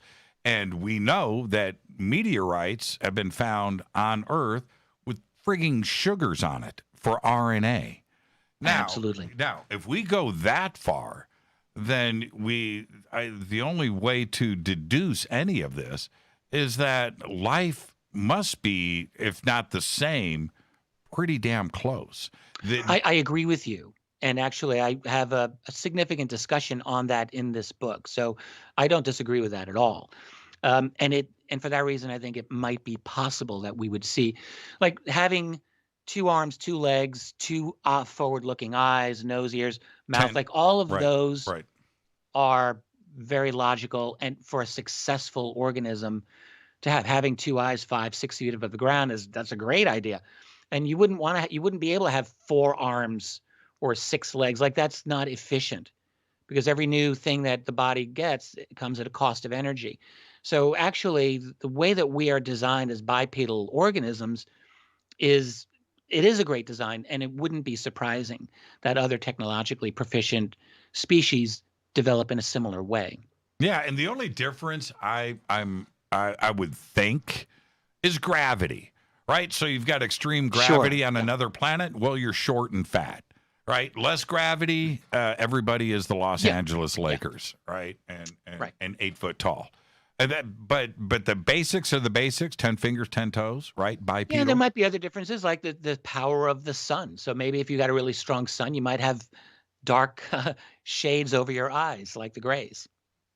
Exactly. Things like that. Like, that's entirely likely, it seems. But the odds of, this is the thing, and I will talk Richard Dawkins into the ground on this subject, is that the odds of DNA just happening because of a lightning strike, right, on moss, in a riverbed on a crystal, and then DNA, right, just appears, and here we are. I'm not buying into that. Hey, it's too crazy. The odds are too extreme. You're more of a panspermia theorist. I'm okay with that. I think you're probably right. And so why wouldn't? Okay, so we have the panspermia element. But you're right. The drive-by. Okay, let's check in. Let's see if they got the wheel yet. Oh, they're not even dreaming. They're not even contemplating death, right? So we've got to fix that. We got to get the neurons clicking in their brain so their world opens up. Yeah. Now here's one thing that actually I didn't think about until I was writing this book, and what you just said prompted me to remember this. So, here we're talking about ancient aliens, basically, and an extremely long observation by them of us. And when you really think about that in terms of human society, it is impossible for us to imagine our species doing any kind of ultra long-term monitoring of anything that goes on that long. Thousands of years, are you kidding? We can't even plan 4 years ahead, right. 2 years ahead. Like, it's impossible for us. And so what I'm asking myself, like, if there is a long-term, like multiple thousands of years observation plan, what would that require of them? And my best answer is that it would require them not to be fully biologically based civilization. In other words, they could be biologically based individuals, yes, but the dominant organization, the controlling mechanism, probably isn't biological. It would be artificial, maybe a series of algorithms, some artificial intelligence, something that goes beyond the lifetime of individual organisms that have their own egos, their own passions, their own desires, their own foibles. So I think, and that is why I believe that these are totalitarian types of societies. Like, I think they're to have that level of planning and implementation over a long period of time, even in the last 100 years, if you've got like the Greys or other beings that have been here a long period of time for an extended program, that would require a very tight level of centralized control and maybe, just maybe, not biologically based. Well, why not? Because that's what we do. Richard, we're sending probes to Mars, right? To Saturn, to Jupiter, to Mars. Right? There isn't a biological element to that. There isn't, number one. It's the easiest way to get it done and make those observation of these alien worlds in our solar system, number one. And number two, that centralized organization is right there. It's called NASA, right? The probes are answering to a centralized system. They would have to be approaching everything the same way. Why not? It's the only way you could do it if you're going to have a long-term plan, because otherwise, if you've got, think of the history of human dissension. Empires dissension amongst the troops. Yes. Like one king dies, his son comes in and does something totally different and screws things up, and like nothing lasts. I mean, you once in a while you can get like the Roman Empire, but that's an anomaly. Most, and even that was very volatile. And that only lasted we don't 600 years, if you think about it. We need to take our break right here, Richard. Let's get that in. This is Fade to Black. Our guest tonight, Richard Bleepin' Dolan. We're talking about his new book, The Alien Agendas. I'm your host, Jimmy Church. More with Richard after this short break. Stay with us.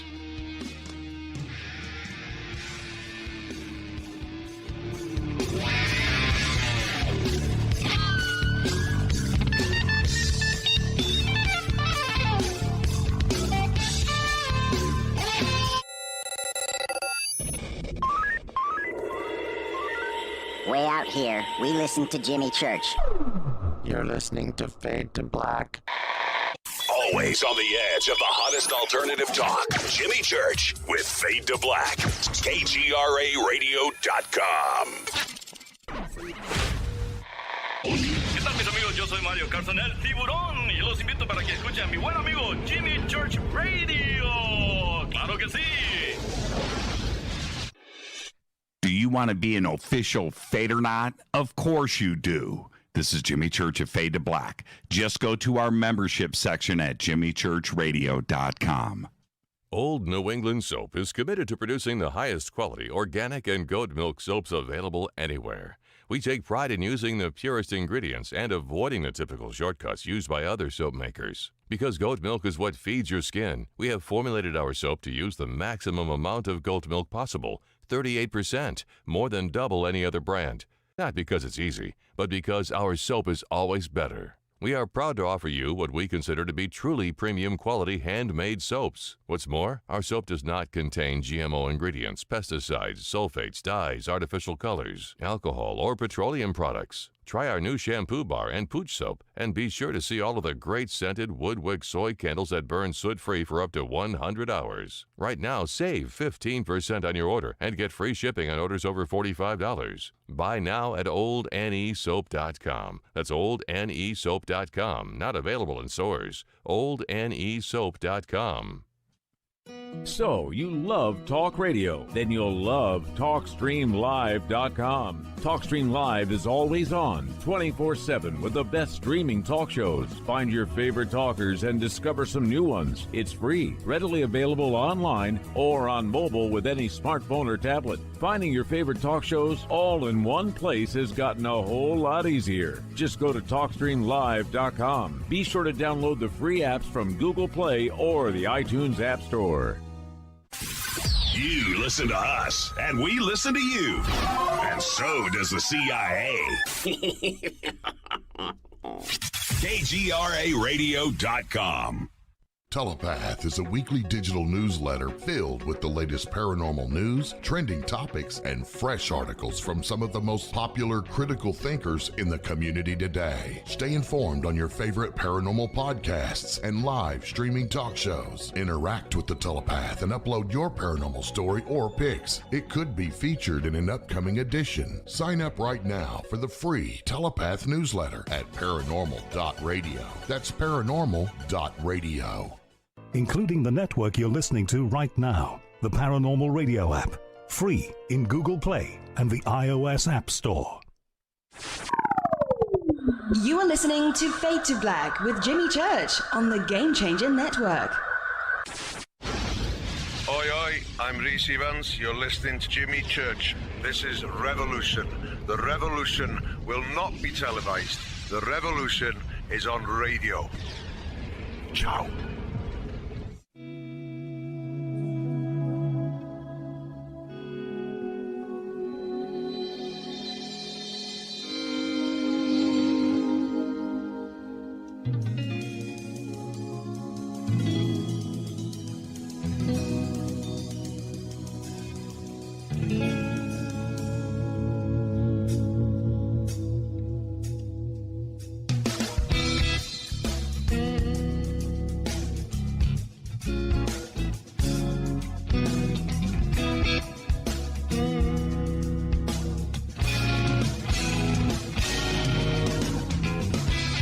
Welcome back, Fade to Black. I'm your host, Jimmy Church. This is the point of the show where I tell you about Virtual Shield VPN.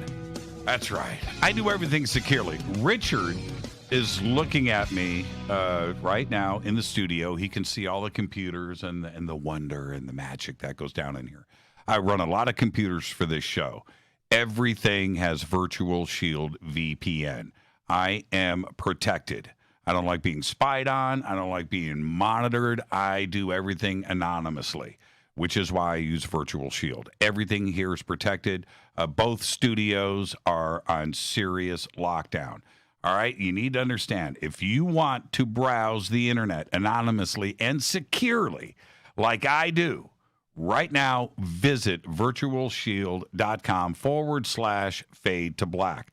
And you can go over to jimmychurchradio.com. We have banners right there. You can click. It'll take you straight there. You can also click on the link right there in the description box below this video, no matter where you are at. And when you do that, you will get Virtual Shield VPN for free today. Click, get it, I do it. And Richard, this is the thing. You start to get into species, right? And to see you comment on and go in depth in this book, you left nothing untouched here, right? We've got it all. We've got it all. We've got reptilians, right? We've got hybrids. We've got mantis. We've got just about, of course, the grays. Everything is here.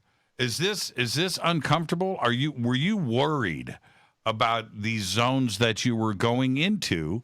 And also, there are so many out there that know a lot about these subjects, right? Now you have to bring your A game with this. Were you conscious of all of that? I wasn't particularly concerned about that. Look, my whole career, I've always been going into areas that everyone has said, no, you can't do that. You're supposed to do this. And my attitude is I will go where I want to go. And I've always been that way. No, I don't think that I felt uncomfortable at all, actually. I felt, honestly, it was a bit liberating to be able to write about some of these things in the way that I have. And I don't feel a strong concern about having to be right or having to be the best at this. I really honestly don't. I'm at a point where I wanted to write a book that satisfied myself first and foremost, that dealt with some interesting issues that I personally wanted to explore.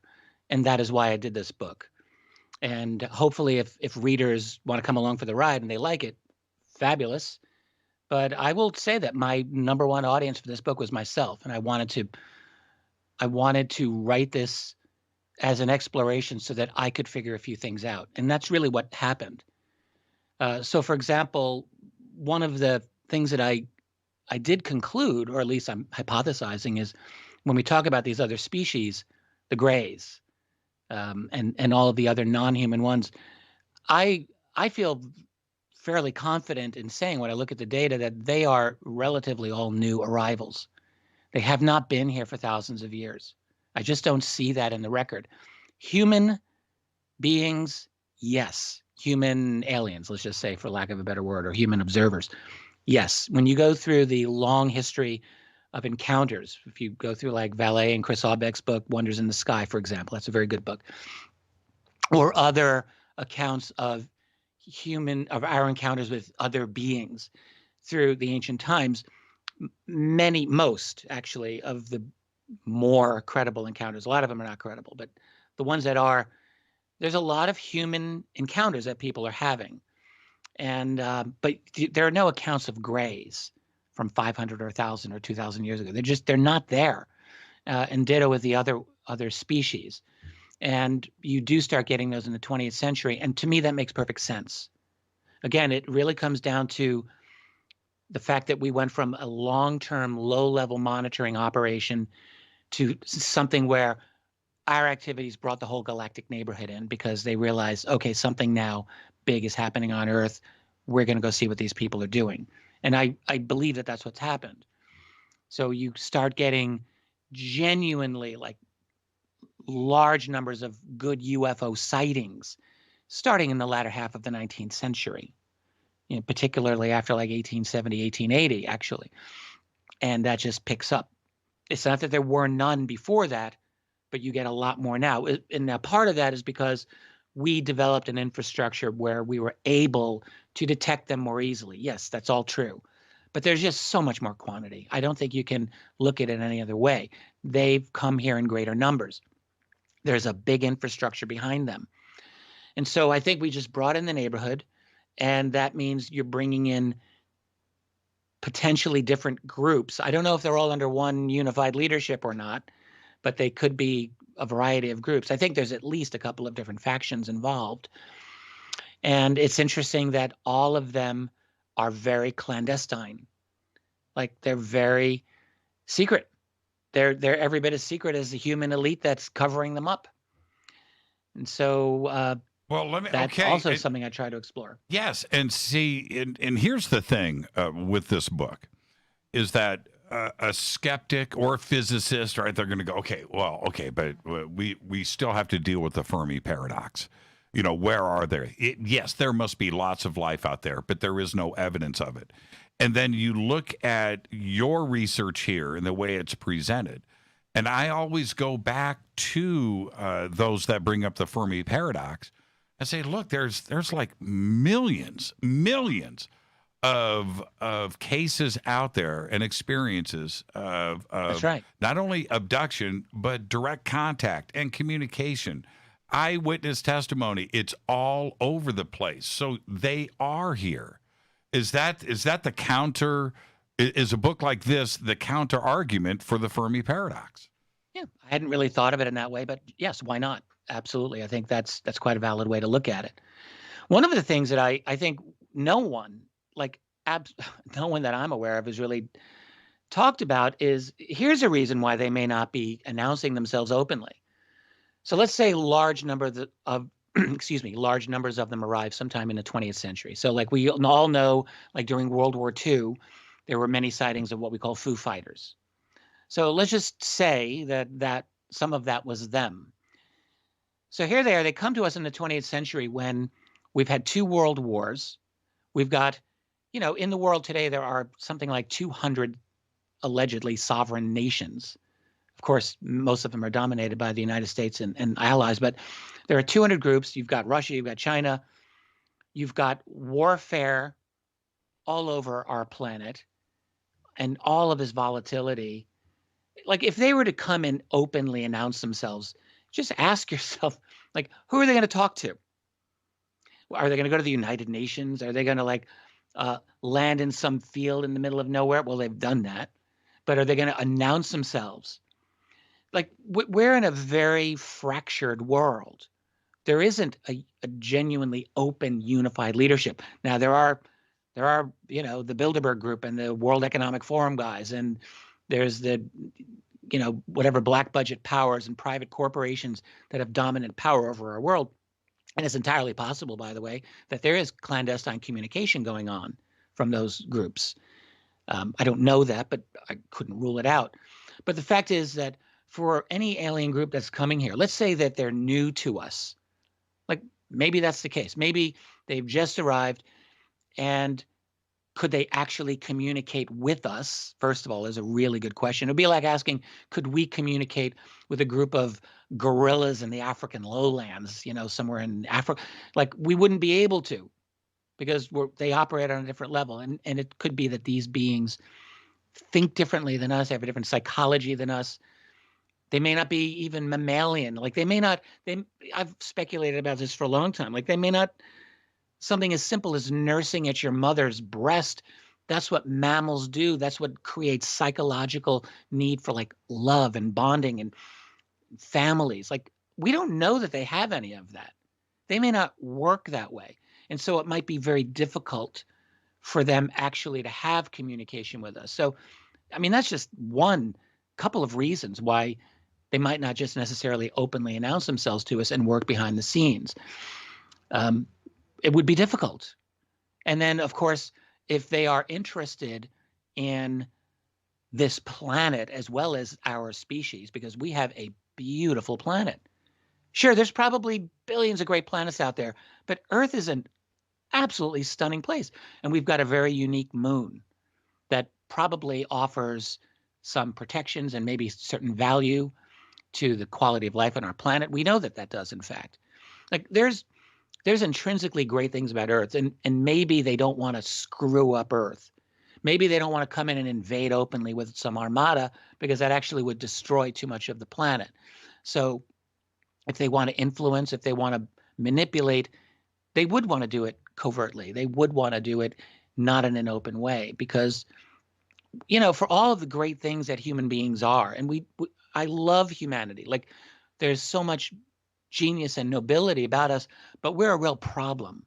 Like we are violent, we are selfish, we are egotistical, we are unpredictable and volatile. Like all of those things would make us difficult, very possibly, for them to deal with. Now, of course, there's not going to be much of a choice in the near future, say another 50, 100 years at the most, because we are, as I keep saying, we're transforming our civilization and the very nature of our species into something totally different and much more formidable than we've ever been. Well, orders of magnitude so. Right. And when we have millions, and the numbers you can't measure, right, of contact, of sightings and interaction.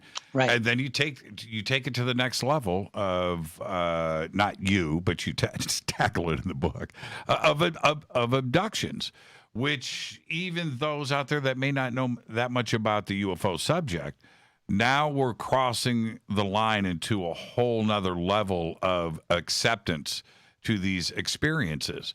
But this is something that you tackled pretty well in the book. Thank you. Yeah. Well, it's necessary, of course. Like if you're going to talk about these other beings in any deep way, you have to confront the phenomenon of abductions. And this is a good place for me to just mention, like there's some stories in this book that have appeared nowhere else. Several from individuals that I know fairly well and who've offered them to me. Two from my wife, Tracy. She was really generous in letting me write about them. One in particular of hers is something that a few people have already known about. She has talked about it. We call it the hooded being encounter. Mm-hmm.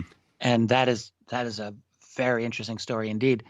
But she allowed me to really go into even greater depth than even she had gone into it in the past. And then she had another experience, which is actually interesting because it almost seemed dreamlike, but she was quite convinced it's not a dream. And she has very good reasons for thinking that. And that was an encounter with a being that I interpret, this is not necessarily her, but I interpret as a tall gray, but maybe a mantid as well. But a very a being that she had, and this is not unusual, by the way, a being that she had a very deep emotional bond with, a female being that was very tall and very wise and very profound. And it affected Tracy at a very deep level. So I was very fortunate to be able to include that in. And a number of individuals who came to me with stories, one gentleman who had this just astonishing encounter with a reptilian type of a being that came right to his bedroom. And this man was perfectly awake. This was not a dream experience. And I know him. I have a lot of respect for him, and there's not a reason in the world why I would doubt any word that he says. So there's actually some really interesting stories that have not appeared anywhere else, and I was very lucky to have them. Well, what's your hypothesis, right? What's the agenda behind abductions? Some of them are benevolent. Some of them aren't. Some of them are pretty rough. There's two reasons that I explicitly talk about in the book as to why I think abductions are happening. So one is, yes, the creation of a kind of a hybrid species, human-alien hybrid species, seemingly for purposes of infiltration. So what Dave Jacobs has called the hybrids, human-looking hybrid beings. They look enough like us to pass as human, but they retain the core element of the gray/mantid genetics. That's actually David's theory, is that the grays really work and were created by the mantids. He may be right, he may not be, I don't know. But the fact is that they are human looking with intense telepathy or mind control capabilities that allow them to do things. So that's one theory. Now, I don't know that is, as David hypothesizes. His theory is that it's for planetary takeover. Those are his two words that he always uses, that they are essentially inserting themselves into the human power structure to implement what is called the Great Change. Maybe. My theory about the Great Change is that we're actually in it now, and they do talk about the Great Change because they know that it is happening, and humanity is we're doing it right now. We're creating this new stage of humanity. But they may want their own people in on the end game for their own purposes. So hybrids is one reason for abductions. And then I think the other reason, when you look at a lot of these reports and instances of abduction, they don't all deal with reproduction. Like a lot of them do, but a lot of them do not. And a lot of them, I think, just deal with ongoing monitoring of our minds and bodies. So I think that there seem to be, let's just say, brain implants. And they don't even have to be brain implants. They could be implants on a part of your nervous system that can monitor the brain. Even Roger Lear, the late Dr. Lear, hypothesized this. You have an implant on a key part of the nervous system that can allow them to monitor your thoughts or your physiology or things like this. So it would be a tracking program. Why do you think, you talk about it in the book, but I want to go a little bit deeper than this. Why would a species that has the time to get here, right? They've studied us. They've got all the time in the world to appear in front of us as a mantid, as a reptilian, as some crazy insect-looking giant ant, and scare the crap out of us? Well, a couple of reasons. One is that there are many cases where these beings clearly have the ability to disguise their appearance. Right. All right. So that absolutely happens. I mean, there are cases where like gray aliens are seen wearing like bizarre clothing, and that then can just change. It's crazy, but you get enough of these stories, you have to start thinking this might actually be true. In terms of their appearance, like I don't know that they try to scare the hell out of people. One thing they definitely are able to do is cognitive and emotional manipulation. That's right. That's absolutely a given. There are case after case, and I've got a number of these in the book, where someone is about to approach a state of total panic and deep, like beyond anxiety, and then somehow a gray will come behind them and put their hands over their head, and that panic goes away. So they've got the ability. So in that sense, their appearance isn't such a big deal if they're worried about freaking people out, because they do have the ability to manage our emotions very effectively. Not every time. It's not complete. Their control is not complete. Their ability to manage our memory is not complete. There are always people who are able to fight that, sometimes successfully. And this is why I believe you've got some cases where people don't require hypnotic regression to remember things. There are enough abduction accounts where someone has a conscious memory of it at the time and they remember it, or most of it the next day. That does happen. So the alien control over our cognitive capability, it's not 100%. It's very strong, though. It's very formidable. Why they look the way they do, that I don't know. The only thing you could hypothesize is that either they naturally look like that, or, as I believe in the case of the short grays, there's some level of genetic manipulation, artificial creation about them. For example, whereas tall grays definitely come across to abductees with one gender or another. Like you get tall grays who come across as male or female. Mm-hmm. You don't get that with short grays. I don't know of any cases. Like the short grays are totally gender neutral. Mm-hmm. And I don't even know if you could tell the difference between a male tall gray and a female tall gray by looking at them, but they somehow generate that vibe, as it were, to abductees. But the short grays don't seem to do that. They seem to be totally neutral. And really, if you want a worker bee population like that, why would you give them the ultimate distraction of sex, organs, and ego and things like that? Like, you wouldn't. You want them for a purpose. Their job is to do what they're supposed to do and letting them have sex with each other is probably just a distraction. Like, why bother? Well, I look at it. This is it's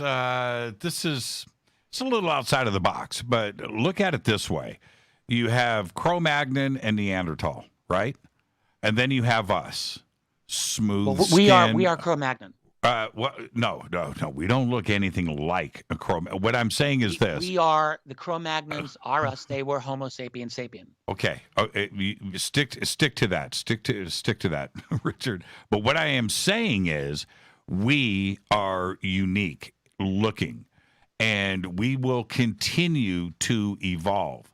And 10,000 years from now, 20,000 years from now, we may evolve into a tall gray, right? We may make that change, and maybe that's just what we're seeing when we see a tall gray. One of the best arguments for time travel UFOs is exactly what you've just said. Like, it isn't that hard for us to envision future genetic manipulation, and we end up looking maybe like that. Yep. Like, yes, it's possible. Yeah.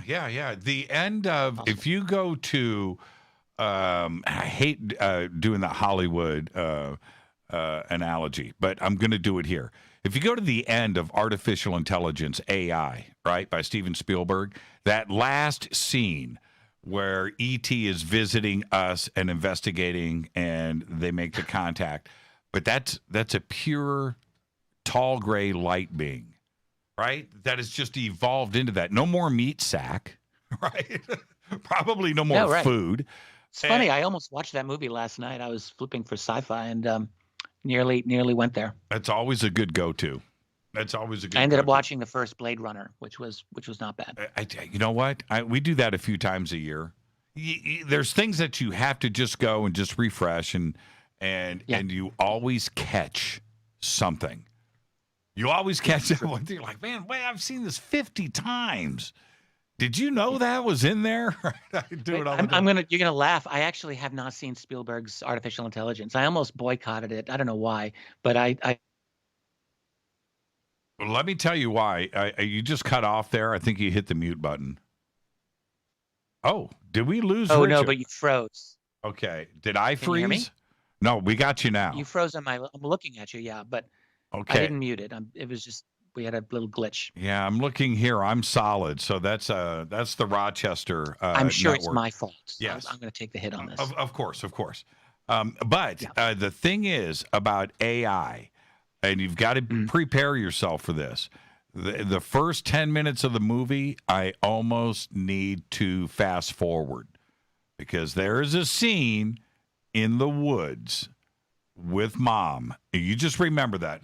Tonight after the show, you and Tracy, that's it. Pull up the blankie, get some popcorn, watch rock AI. on. We're going to go check it out. Yeah, watch AI, and just remember that first 10 minutes, and you're going to go, church. You were right, man. Next time around, I'm going to fast forward. Let's take our break right here. This is Fade to Black. Our guest tonight, Richard Bleepin' Dolan. Got a lot more to talk about. The new book is The Alien Agendas. The links for it and everything are over at jimmychurchradio.com. We'll be right back after this short break. Stay with us.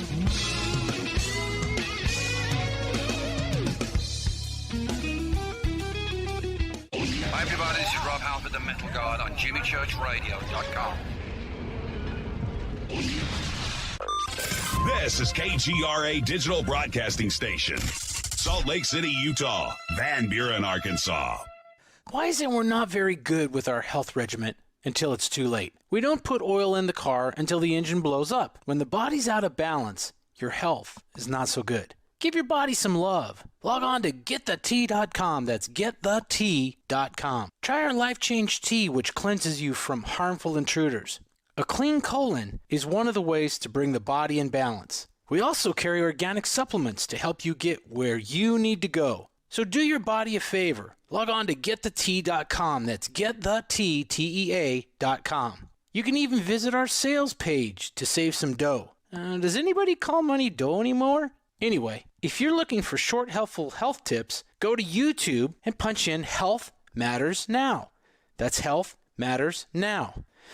So, log on to GetTheT.com, shop, get balanced, then learn some cool tips at Health Matters Now. You'll be glad you did. That's GetTheT.com. Your contact for current news and trending topics. KGRAradio.com. This is Jimmy Church of Fade to Black, and I only drink Fade to Black blend coffee from River Moon. Just click on the River Moon coffee banner at jimmychurchradio.com. Promo code F2B Blend. Let's face it, you've always wanted to do a sky watch and see your first UFO. Today, it's easy. Just get your own HP7 3B Cobalt Jimmy Church Edition night vision goggles from Hoffman's Optics. This is the same U.S. military system that I use, featuring a Generation 3 blue phosphor image tube. That's right, it's blue, not black and green. This is the only blue system in the world, and it's waterproof, lightweight, combat-proof, simple to use, and ready to go. Hoffman's Optics help create night vision sky watches, and now you can see what everyone has been talking about each night from your own backyard. Just call 760-231-9929. That's 760-231-9929. You can click on the banners on our site or visit UFOnightvisiongoggles.com. That's UFOnightvisiongoggles.com. Go back, Lee Tepe. This is the only way forward. This is Fade to Black. Make contact. KGRAradio.com.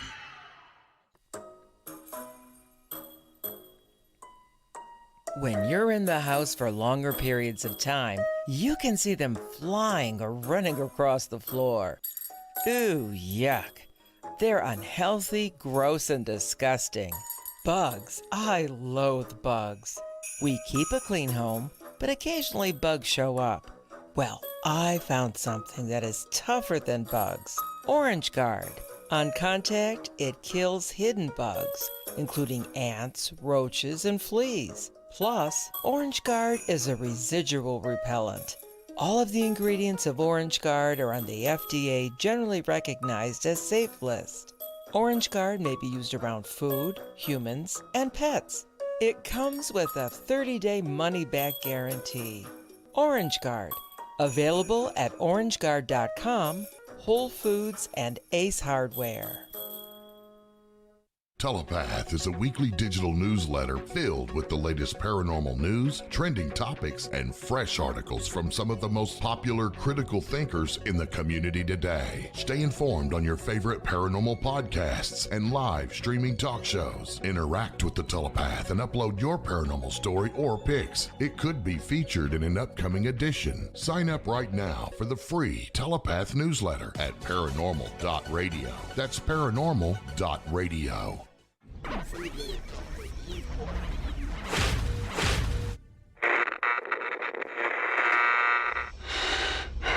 You want to know a secret? I love ponies. I really love ponies. I'm serious. I couldn't stay sane without ponies to brush. Why fade to black? Because you never got that pony, damn it.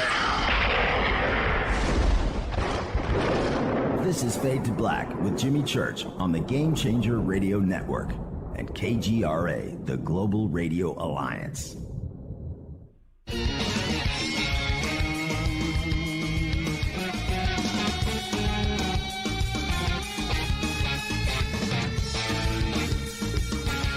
Welcome back. Fade to Black. I'm your host, Jimmy Church. Tonight, Richard Dolan. One segment left.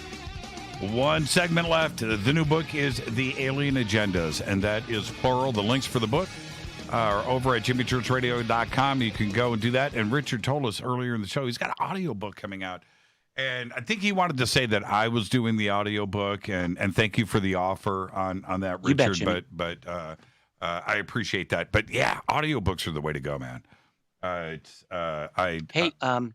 May I mention another thing? Yes. Relating to audiobooks. UFOs for the 21st Century Mind now exists in a Spanish translation, and we are just about ready with the Spanish audio of that book. Really? Just saying. Yeah. Man, international. We're trying to work the system here. International, in fact, metropolitan. This is really Tracy's organization, thank God, but we're getting audiobooks done for most or all of my other books as well. So we have an audio reader for UFOs, National Security State Volumes 1 and 2. We're definitely having those ready for audiobook. And my shorter booklets as well are going to be for audio. I can't do After Disclosure because that's another publisher, and they've already got that as an audiobook. Yeah. But I have the rights to the other ones. Yeah, I when it comes to hard science and physics and things, audiobooks, man. I drive Rita crazy.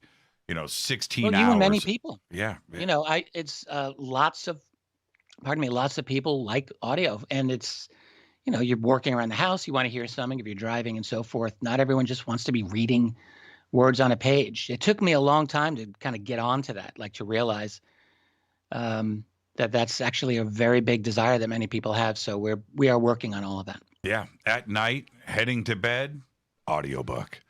Just right through the night. Now, okay, here's the deal. Let's actually go here, which is this. You, in your conclusion, you discuss some of the things you've talked a lot about in depth, which is disclosure and what does Washington know? What is the military-industrial complex or the Department of Defense? And you address it here. But let me ask you this. In totality, with what this book covers, which is, abductions, interaction, contact, different species, and so forth, how much of that do you think the government knows? So, yeah, by government, I guess we can just agree that we're talking about whatever elite group of individuals that is. The machine. That's got, so, right. I do talk about this. And the fact is, I don't think we can be sure that they've got all the goods on this either. You listen to people talking about this today, like, I'm a big fan of listening to the remarks of Dr. Eric Davis, for example, who of many people out there has got lots of classified clearances, and he clearly knows a lot about this phenomenon. It's very obvious. And, I listen to what he says, and his attitude is, look, we are taking the babiest of baby steps in trying to understand how to do what they do. And he's not the only one who says this. I think what we're really looking at is a point where their science remains vastly beyond what we are able to replicate and to do. We can try our own versions of their technology, but we're doing it with our science and our materials, and we really can't duplicate it. In terms of the grand strategy of these beings, it is not clear to me that even the highest elites of our society know all of what's going on. Now, but let me just say this other part of it. If we were to argue that there's infiltration going on, like, that's an easy argument, at least on the face of it, to make. Like, would it be difficult for them? And even if they don't have their own hybrids, inserted into the power structure, would it be difficult for them to control any number of the human power elite for their own purposes? I don't think it'd be hard at all, whether by blackmail or persuasion some form of control or threats or fear. Like, that wouldn't be difficult if one of those groups wanted to do that. And I guess what I'm thinking is that there probably are some individuals in our power structure who do know, who probably do know a lot. And then the question is, whose side are they on? Are they on the side of humanity, or are they like, native rulers of primitive, let me say, primitive societies encountering the Europeans and selling their own people out? That's right. Like, is that? They got to have a leg up on. I think that's a possible. I'm sorry, you go. They have to have a leg up on Iran, right? You got to have a leg up on Russia. We've got to fill the missile gap. This is technology. There's always that angle that is in play. That's what happened when the conquistadors met with the Aztecs. The Aztecs crumbled partly because they were hated by their rival groups in the area of Mexico. And you always get these rivalries and one group willing to sell out another group and so on. And I think, why would that be so difficult to imagine that we do it again here? The fact is that I can't say that I know because I'm not in the club, so I don't get invited to the Bilderberg meetings. I don't know what they have to say about this. I can speculate that there's probably some people who have a lot of knowledge, and who they're working for is a really good question to ask. I mean, even if you take aliens out of the whole equation and you look at the elite dominant players of our civilization, I don't think it'd be easy to say that they're working for the mass of humanity. They clearly are not. Like, let's just put this out there. The people who are running global policy right now don't give a rat's ass about the fate of the mass of humanity. They don't care about that. They don't care. They are about control and creating a new system and benefiting from it. And so I don't think it's all that much of a stretch to see that you bring these other extraterrestrials or these other beings in, and they may have their own agenda. The one thing that I do wonder about in terms of various alien agendas, because I guess you've pointed out there's plural in that, it's not agenda. Like, I do wonder if there is a group that is trying to look out for us. What about those beings that may have been monitoring us for all these thousands of years? Do they look at us as, we're their racket, we're their protection? As Charles Fort wrote 100 years ago, I think we're property. Is that the case? And do they feel proprietary over us? And are they having a struggle with these other groups that may be here now? I mean, this is all speculation, but I don't see that as outrageous, at least to think about, that there may be something behind the scenes. Now, why it's not out in the open for all of us to see, that's a good question. Well, after writing, I'm so sorry, you go. Hitchhiker's Guide to the Galaxy, right? Sure. The end of the movie, Earth, right? It's like, well, we got to build a highway, yes. right? we you're in the way, right? No big deal. We're going to build. Oh, right. They come in for like a bulldozing project, and Earth has got to be. And they, Earth is going away in 8 minutes, and so. But we're going to build a duplicate Earth over here. Don't you worry about it. But this version is just in the way. We do it all the time. Douglas Adams is great. Totally. But we have to kind of look at it that way. And I'm okay with it because, and I'll tell you why. There is no way that any of us actually know what's going on. Right, and when we look at the Michio Kaku said it so many times, right, that we're just ants on the ground. We're not teaching ants how to drive cars, right? We're not teaching ants how to build an internet. We're not concerned about the survival of ant colonies, right? Now, even though that sounds very simplistic on the surface, wait a minute here.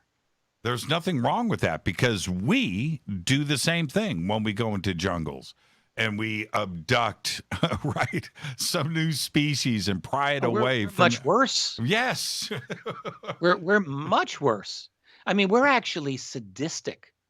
There are no other species on this planet that murder their own. I mean, maybe chimpanzees will do that sometimes, but we're really into it, and we're sadistic about it, and we torture. And we steal and we enslave and like and we destroy. Like we just destroy. Like there's no other species on this planet that does anything like that we do. And so I don't know about these other beings that are here from elsewhere. Maybe they're just as sadistic, but I haven't seen the evidence that they're as sadistic as we are. No, and Richard, they're unpleasant, but they're not sadistic. You got the best point ever. Cattle mutilations, right, and horses and things, and now there's possibility that they are sadistic in that regard. Perhaps. Well, my point is, we're upset about that. How can aliens do that? Cut out his rectum? What, laser cut the teeth out? Why would they do what? What are you talking about? We do that all day long to ourselves, right? Well, absolutely, and much worse. Yes, and much worse. Now, before we do run out of time, I'm looking at the clock. Just when things might have seemed like they were getting a little stagnant in the UFO community, we got Obama, right? Goes back on Stephen Colbert and whips all of this stuff out and throws everything back out into the public once again. Right. Yeah, he just made a recent statement about this. It was quite interesting, wasn't it? Yeah. Did you see it? Have you talked about this before? I just did tonight. Did you see the clips? This happened on Monday. Yeah, well, I missed the very beginning of your show tonight, so I probably didn't hear you talk about that. But yeah, I mean, Obama was on Colbert, and Colbert's like, so did you get any of the UFO information? And Obama, what did he say exactly? I did, but I can't talk about it. Yeah, I can't tell you. Sorry. I can't tell you. And Colbert's like, well, I'm taking that as an affirmative. and Obama's like, well, if that's what you want to think, or something like that. Yeah. He's like, feel free. Feel free to think that way. And Stephen Colbert, very brilliant, actually. Oh, I do. Right, I am gonna think like that, but is this something where I know so many are gonna look into that and go, aha, I knew it, right? He knows something. They're doing this for a reason. But why would Obama even jokingly go and lay out a script? Because this isn't off script, right? This is planned. What's the intention there? Is this a situation where Barack is suggesting that, yeah, okay, we know what's going on. This is not a secret. Yeah, probably. I mean, we've moved a long way culturally, even in the last few years, where it's actually not a stigma to be talking about UFOs openly in society anymore. I mean, it's a hard thing for those of us who've been involved in this for a long time, even now, to wrap our brains around this. But there's been a fundamental cultural shift that has happened in which, I mean, look, you've got just today, Tim McMillan comes out with an article dealing with this leaked, or I think soon to be leaked photograph taken by an F-18/E fighter pilot in over the Atlantic Ocean of a massive triangle, a perfect triangular craft coming out of the Atlantic Ocean. And there's a lot of detail in that report that McMillan got out there. I mean, a lot of this stuff was already, I think, known to UFO researchers. Some of it wasn't, but all of it was packaged in a way that's quite powerful. I mean, we have here in this story discussion of top generals stating, I mean, openly, like, the Tic Tac UFO, like, no way was that black budget, no way. Like, we're not even close. I think Davis and Puthoff were included in this article. And I just think, like, we've gotten to a point where we are on the cusp of something even more than where we're at. Like, I was thinking earlier this year that this could just hit a big red stop sign and not go any further. And by any further, meaning no discussion of crash retrievals of UFOs, because that's the big next step. That's where you have to go. Otherwise, we're still at the, well, we don't know what they are phase, which is what they're still dancing around. And McMillan's piece was no different there. You could tell he was inching toward, like, you know, the UAP task force was openly speculating that these UAP were extraterrestrial and alien. Like, and he mentions that. Like, that's very interesting. But they haven't taken that final step. That final step is, we've got a flying saucer. We're trying to study that thing. And then when you get to that point, it becomes impossible to deny that you've been lying to the public for 70 whatever years. Did you reach out not only to Tim, but I know Bob McGuire has publicly stated, I believe, he says he's seen the photograph. Yes. Yeah, right? Bob is a friend of mine. He's a friend of mine. He's a friend of ours, I should say. Yeah, he's a great guy. I haven't talked to Tim about this, but I've talked to Bob. You talked to Bob. I was going to call Bob today, but okay. So what has Bob actually seen this photograph? Well, he said he did. Well, you called him. I mean, Did you guys talk about it? We messaged. Okay. So we had a back and forth. Was it? And I didn't. I didn't care to press at that time for details. You know he's listening. You know he's listening. listening. He's listening right now. You know Bob's listening. Yeah, right. Sure. Yeah. Hey, Bob. Hey, Shout Bob. Bob, call into the show. Yeah, Bob has had, he's had a very remarkable career, and he's a very brilliant man. Yes. And he's got deep knowledge of the science behind a lot of this phenomenon, and I very much respect what he has to say about this. So yeah, and I will just say I have it on another inside source, if I'll say that this photograph is likely to be leaked pretty soon. I mean, what we have now is a pretty neat artistic rendition of it. Looks cool. Mm-hmm. It's in McMillan's article. But I think I had a conversation, I will just say this now, with James Fox a couple of weeks ago before this came out. James knew about it. He was in a good position. And he didn't have a lot of detail, or at least he didn't tell me a lot of detail. Maybe he didn't want to tell me, or maybe he didn't know. That's okay. But I have to admit, like, I was surprised by how much was able to come out in this article. Because I had this feeling like the photograph would come out like an orphan, like no one would claim it, and it would have no provenance. And you just have the skeptics arguing about it like they argue about the Thomas Wilson document, which I'm going to say to you again, I know is legit, I know is real, but we can move on. But, if something that obvious doesn't convince a bunch of skeptics, then I thought no orphan photograph is going to either. Like where was it from? What year was it taken? Like, I didn't know if there were any answers to that, but it turns out there are answers to that.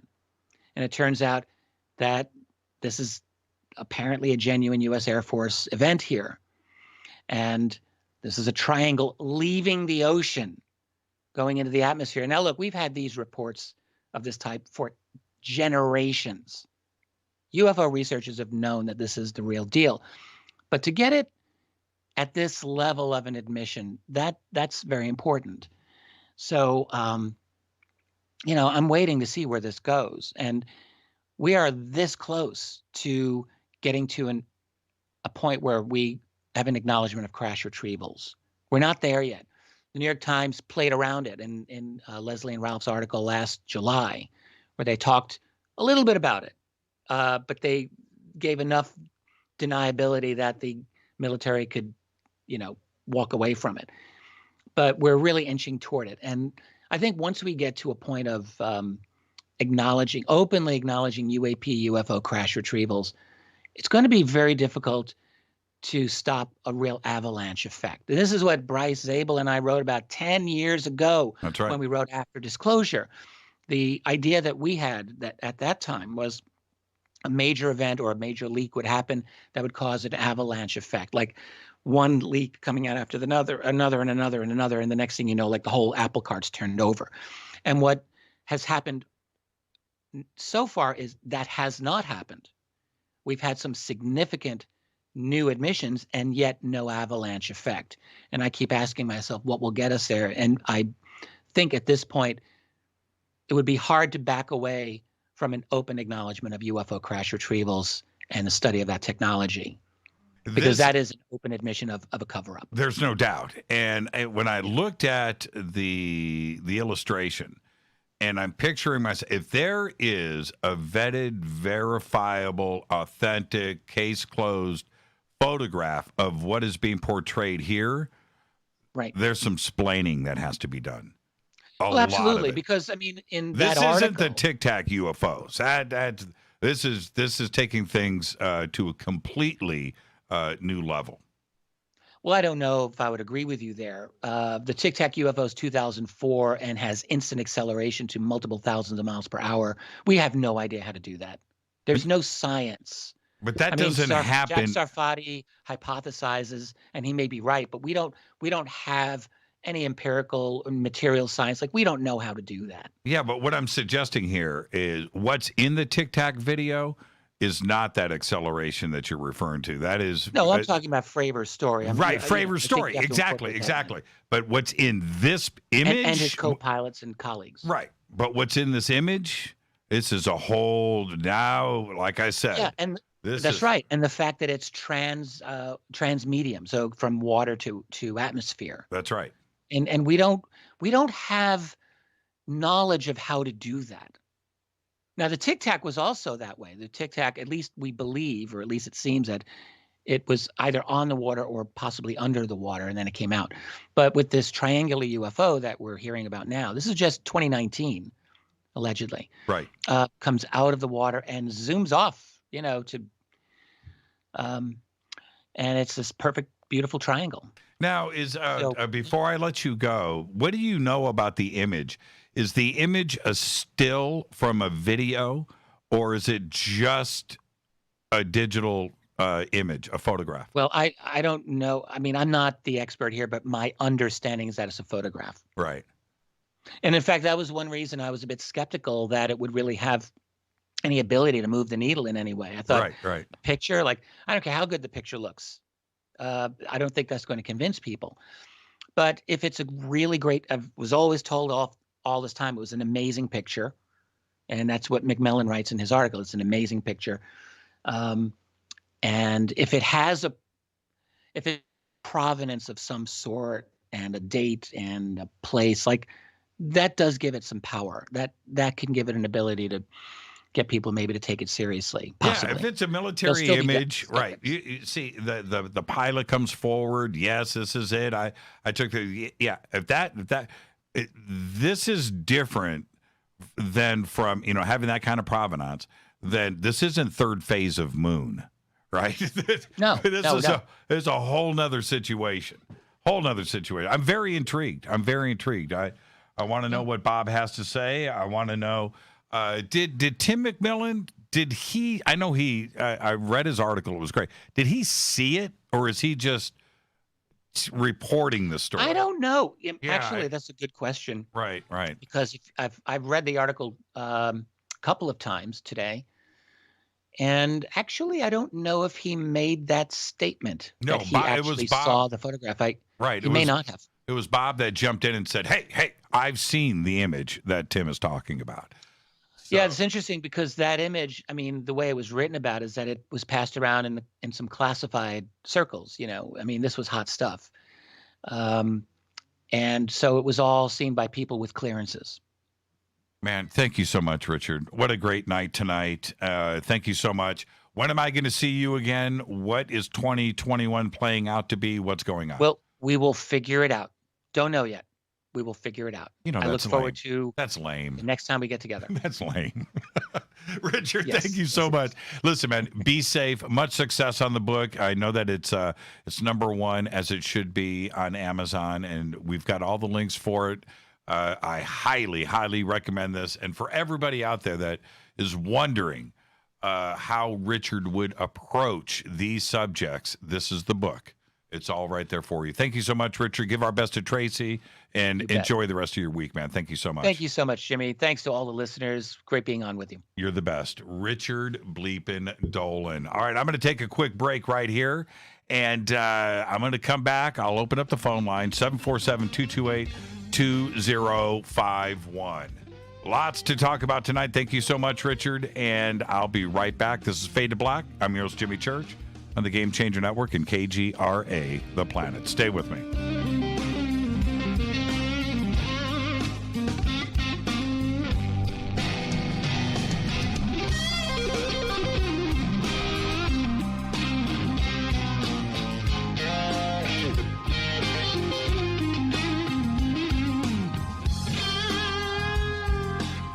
Hey, what up, y'all? It's your girl Vivica Fox here, and you are listening to my boy, Jimmy Church, on JimmyChurchRadio.com.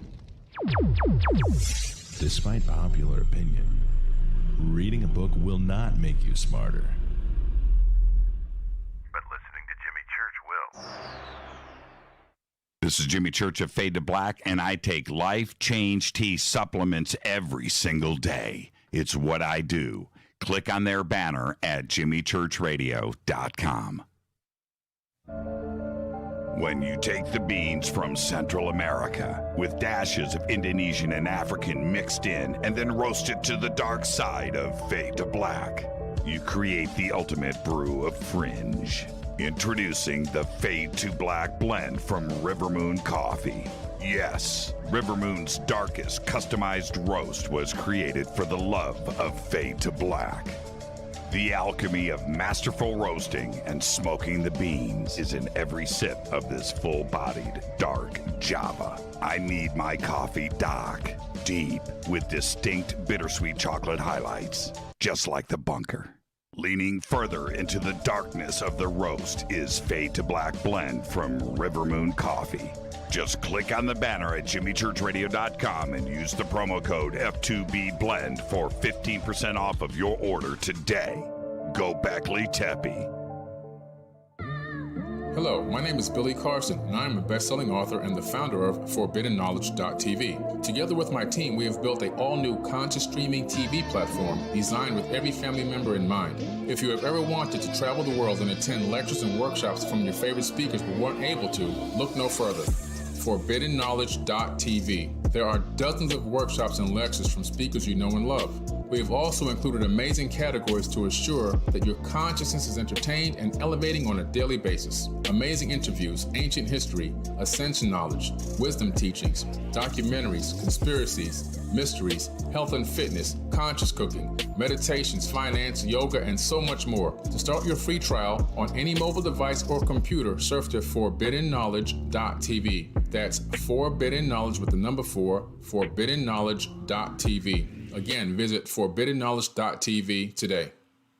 The older we get, the more important it is to stay active and healthy. I exercise regularly, eat right, but recently some new aches and pains have really put a cramp in my routine. A good friend recently told me about Angioprim. She said Angioprim is the original liquid oral chelation supplement, helping people since 2003. Chelation helps remove toxins, heavy metals, calcium, and cholesterol in veins and arteries that may cause blockages and lead to unexplained pain. Research shows the active ingredient in Angioprim has superior oral chelation action that may help promote good cardiovascular health. After a few weeks of taking Angioprim, my pain was gone. Now I'm back and more physically active than ever. Find out more. Go to angioprim.com, ANGIOPRIM.com, or talk to a trained consultant. Call Angioprim right now, 954-882-7221. That's 954-882-7221. Are you intrigued by Paranormal Talk Radio? You'll love the new Paranormal Radio app from TalkStream Live.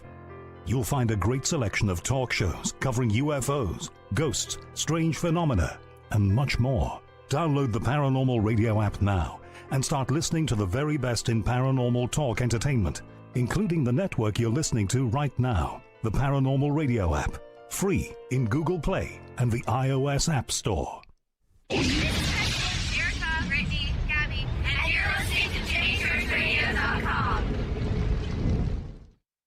It's not a lifestyle we chose. We were born this way. KGRARadio.com.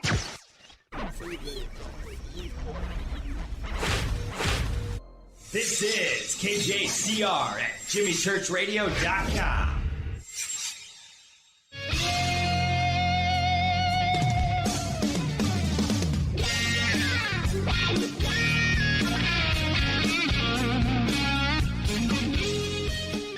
Welcome back, Fade to Black. I'm your host, Jimmy Church, on the Game Changer Network and KGRA, The Planet. That's an unbelievably great conversation with Richard Dolan. You know, this is it. Every time Richard is on the show, it's the same thing. It just gets elevated to another level. Just an amazing conversation. And I, years ago, I made this comment to Richard. And I had said, look, Richard goes on a show, doesn't he, you know, for the first time, let's say, and he's being interviewed by somebody for the first time, and they go through the same questions, and it's right there, and maybe there isn't never a second show, right, and there isn't a third show. But Richard and I, we got all of that stuff out, the formalities. We got all of that out of the way almost 8 years ago. And we don't have to visit all of those subjects. We are able to go to the next level with the conversation. And it's a level of trust that goes both ways. And we are able to do that. And this audience, you guys out there, you get to enjoy that. That's a real, honest conversation about real subjects from two people that trust each other. And that's great. And for me, it's just an enjoyable experience because I'm able to learn, right? We're just going into those zones. Absolutely incredible show. So the links are right there. You can go over to Amazon and get the book. I'm excited about the audiobook, but the book is fantastic. I'm letting you know right now. There's one thing. When you get the book, I want you to remember what I had mentioned to Richard earlier in the show. And that is when you get the book, just go through the table of contents and just look at how it's all laid out. I think there's 5 chapters and maybe 6, 5. But just look how it lays out all the way down and then go and read the book. And you'll understand my point. I am sure that was a fun book to write, and it's very smooth. It's very, very smooth. Richard said one thing, and I'm going to get to phone calls in just a second. Richard said one thing. You know, man, I was able to get a sense of release and relief to finally, write about these subjects that I've never really concentrated on before. And there you go. So now it's out, and there's an amount of relief there, and you can feel it. You can feel it in the book. It's really, really excellent. So go and get it. And with that, I'm your host, Jimmy Church. Thank you, Richard Dolan. And let's go to the phones. Let's see who's up first. Hi, you're live on Fade to Black. Who's calling? Hey, it's Carrie in Palm Springs, Jimmy. Hey, Carrie in Palm Springs. What'd you think of that conversation? Wow, what an excellent show tonight. Thank you so much for having Mr. Dolan on. You two have a great rhythm, when you two talk, and it's more like a conversation than an interview, and it's just so great for, us as your listening audience to really benefit from your relationship with Richard. So thank you so much. Yeah, the pleasure is all mine. That's a lot of fun to have Richard on the show. What stood out for you? Well, I think, the number one question is, A, are they here? Are they real? Do we have aliens? The answer, of course, is yes. But then the second most immediate question is, what is their agenda? Why are they here? And I think it's brilliant that he wrote a book, bringing that actual question to light. Not if they're here, wherever they, they're here. Why are they here? What are they doing? And, you can extrapolate from all the different, stories and documented experiences and sightings and abductions. But, and there may be different races, there may be, different aliens, who knows? But I think that's such a, that is really the deeper question now. It's becoming more of the forefront, not are they here, are they real? Okay, let's establish that. That's known. That's almost fact at this point. It's what are they doing? Are we ever going to have communication that's, broadly known? Are they just observing us? Are they intervening? And we don't know. Or all of the above. Or all of the above. That's right. And so, from my experience that I experienced in Los Angeles in 1979, as a 9-year-old kid seeing an incredible sighting, it was my intuition at that age, they're here to explore, to find out more about us. They're interested. They're doing it under guise, They don't want to disrupt, at least at that point in 1979, but they are very interested, and they have a deep interest somehow in our military. And, the sighting I saw was on the 4th of July. Was that an accident? Was that a coincidence? I don't know. Were they making a statement by that sighting that was pretty big? I don't know. But I think that there's some sort of link where these, Navy fighters are seeing, multiple sightings, this alleged new picture that's going to be coming out. There's once again, over and over, there's this military link, and what's the agenda there? When they fly over our nukes and they shut everything down, so I don't know. I think that this is the new probing question. What is the agenda? And how can we bridge contact with them and communication? And then from the agenda must go greater contact, connection, communication. And I think we'll find out the agenda once we start open communication, whenever that is. Yeah, you're really going to enjoy this book. And I didn't want to get into the subject of what the agendas are. That's for the reader to go and check the book out. I can't wait to crack this one out. But he pointed that out. He said, Jimmy, it's plural. You're right. This isn't just from one mindset, and it's very complete. Right. And, coming from Richard, to have him ponder these very important questions and able to present it like he does in this book, it's great. I mean, he's just a great writer, and he's a great mind, but this is easily digestible. Awesome. I read it quickly, and I enjoyed it, and there you go. So go and get it, and let me know. Let me know. Okay, I will. Thank you so much, much, for a great Carrie. show tonight. Have a good one. You too. Take Thank care. you. Thank you so much. Thank you. Thank you. And Carrie brings up a really, really, really, really, really good point, and that is this. As far as what an agenda may be, and looking at where we are with our military, let me tell you something.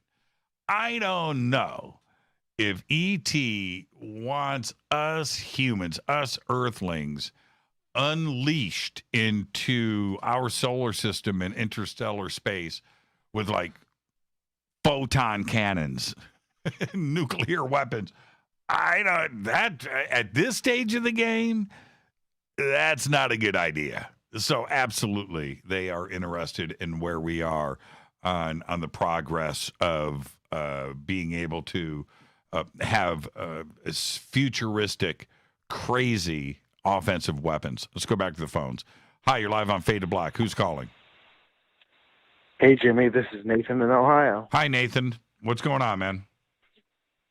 Yeah, I really just wanted to say, echo what she was saying. It was a great interview with Richard. It was a good, I really do think I'm going to try to read this one. And, but I also, Richard's like my favorite researcher type anyway. He's always been very, and I know this is a different subject than his normal subject, sort of. Well, he's a historian. He's a historian, and he likes documents. He's pragmatic. It's black and white. Give me the evidence. Let's talk about the facts. And that's his approach. It's just cool that he's writing this book because, I mean, that is the subject. My experiences are what led me to the subject in the first place versus, just asking questions randomly, trying to find things out, So he's one of the few, most of the stuff I've read about abductions tend to be abduction accounts from experiencers.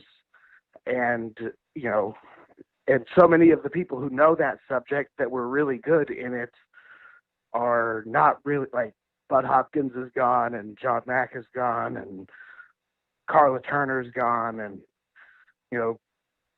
all those people that were discussing these things, what these things were doing to people, or, Whitley Strieber's still around, but, these are but Richard Dolan's up there because he's kind of an independent observer of the subject in that sense,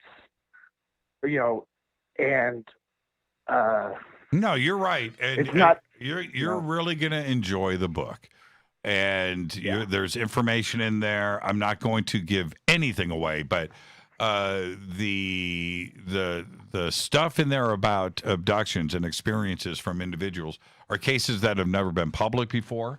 I know a couple of these individuals, and not all of them, but a few, and these have never been out there before, and it's new information, and it's also coming from it's more of a modern sense. We're in 2020 right now, and everybody is going through what they are going through on this planet. And Richard wrote this book during this craziness of this planet. And there's a sense of that in this book, too. And he talks about that a little bit. But, yeah, you're really going to enjoy it, Nathan. So go and pick it up, and then let me know what you think. All right? I will. Have a great night. Thank you. Yeah, be safe. Be safe. And thank you for that. And for somebody like Nathan, and if you've had an experience and you've wondered about this, this is a great book. This is a great book because there is so much additional information out there that just quite simply, I've read so much and researched so much, and for me to go in to a book like this and go, wow, okay, all right, here we go. Well, there you go. All right, so the links are over at jimmychurchradio.com. Let's go back to the phones. Hi, you're live on Fade to Black. Who's calling? James Handler. This is who? James. James. Where are you calling from, James? I'm calling. I'm a recurring guest. I called last week on the David Schrader show, talking about life before death. Okay. What'd you think of the conversation tonight with Mr. Dolan? Oh man, I'm a big fan of Richard Dolan. He's the greatest, isn't he? It's he. Well, I think that we all recognize this, but he is so respected in our community and outside of the community. But when we do conferences throughout the year, I usually, if I'm able to, I introduce Richard. And I say the same thing every single time. Sit and listen, and it's an honor and a privilege that this man represents us and this community. Pay attention. Here's Richard Dolan. And I just get off the stage, but I let everybody know what I think and the way that this community should appreciate what he has done for us over the last 20 years. What stood out in the conversation tonight? I was wondering, what do you think about the whole alien agenda? Where do you think they actually stay at? Like, I'm beginning to wonder that they stay like they live under the ocean, like UFOs. Well, why not? I mean, that's part of it. We know less about our ocean than we do the moon. All right, we've mapped 5% of the ocean. Right, we don't know what's down there. So if you're going to hide in the water. There's no question about it. But there's another part. There's another part to this, James, and I didn't really address it tonight, but there has to be thousands, tens of thousands of civilizations that have visited Earth. Not one, not two, not three, not mantids and reptilians and Palladium, whatever, Zeta Reticuli, Nordics in this, and tall gray, short gray. No. It has got to be a number so big that it'll blow your mind. And so the agendas, what are they doing? How are they staying? How many times have they been here? Every situation is going to be a unique one. And that's the way that I look at it. You can't look at it any other way. There's too much life out there in the universe. And Richard said one thing, James, tonight that was very profound. And he said, a lot of these are probably here for the first time. And maybe it'll be their only time. And the reason why you have to look at it that way, they've got to move on and continue to explore the trillions of other planets in our Milky Way, not in the universe, just like right here. We're just one. You know, and it takes time. You know, so are you going to come back for repeat visits? Yeah, sure. A lot do. Most probably don't. They do a drive-by. They take a soil sample. They grab a couple of horses, grab a couple of humans, throw them in the ship, and split. And that's the way that I look at it. James, enjoy the rest of your night, and we'll see you tomorrow right here with Linda Moulton Howe. Oh, I love Linda. All right, thank you. Yeah, absolutely. We'll see you tomorrow night. I'm not playing around with that. I am being very serious. The number has got to be tens of thousands over millions of years, maybe even longer. And there is no other way to look at it than that. That's it. That's why no two ships are the same. Right? Similar. Okay, so that's a repeat visit. It's a repeat drive-by. But no, it just has to be that way. It does. I'm really never going to change. Let's go back to the phones. Hi, you're live on Fade to Black. Who's calling? Hi, Jimmy. It's Lafayette from Corte Militia, California. Hey, Lafayette. How much coffee have you had tonight? It's choline and lion's mane mushrooms. Yeah, right. To keep my thoughts straight. You know, does that Orange Guard work on the mantas? Because I may need some after this call. You're pretty funny, right, man. That's pretty good. Probably, it probably would for certain ones. So I got two things for you. One on the timeline of the mantid visits, and the other one on the age of civilizations. Now, they probably came in 52,000 years ago, and again 13,000 years ago. Since they're doing breeding, they're probably following Darwinism, survival of the fittest, and there were pole shifts right after they came. So we're headed for a pole shift. They're probably hoping some of their upgrades will survive it. And the second thing on the age of civilizations, as I said before, they're skipping through time. The mantid we see may be the same ones that were here 50,000 years ago, and it's only a couple weeks to them because they're only here for a brief period of time, and then they're gone, just like ghosts. And let me explain a model for how this might work. Sure. Now, space is curved, or it might actually be pleated. Imagine your curtains on a window, where up and down is space, and from side to side is time. So you pull your curtains back, and they're all bunched up and pleated, and you run a needle through it. A needle is like a ghost or a UFO. It only appears occasionally in that pleating. So, and I say a needle, and you screw it through. On one pleat, it'll be turning one way, and another pleat will be turning the other way, just like a particle versus an antiparticle. They're living outside of our time, and they're screwing around in it. Well, of course, there is no way the idea, the theory 100 years ago, before general and special relativity, okay, the general thought was time is the same for everything, everybody, everywhere. It's Right. linear. It's no different no matter where you go or what you do, right? Well, Einstein comes along and certainly messes that up. And now when you bring in gravity and space-time and the slowing down or the speeding up of time as you go through space, and that space is a fabric and things are changing. Well, like your pleats, by the way. Okay, so if that's the case, and I do believe that it is, I think there's enough evidence there to suggest that. Just with GPS systems and gravity with our sun and Earth and the moon, how gravity affects time. That's it, right? Exactly. Right? The Exactly. time is different. It's gotta be interrelated. Time is different in your basement than it is on the first floor of your house, let alone heading out into space. But putting that aside, different civilizations out there are running in their own time. Their own time. Their year, I'm just going to say a year so everybody can understand what I'm saying.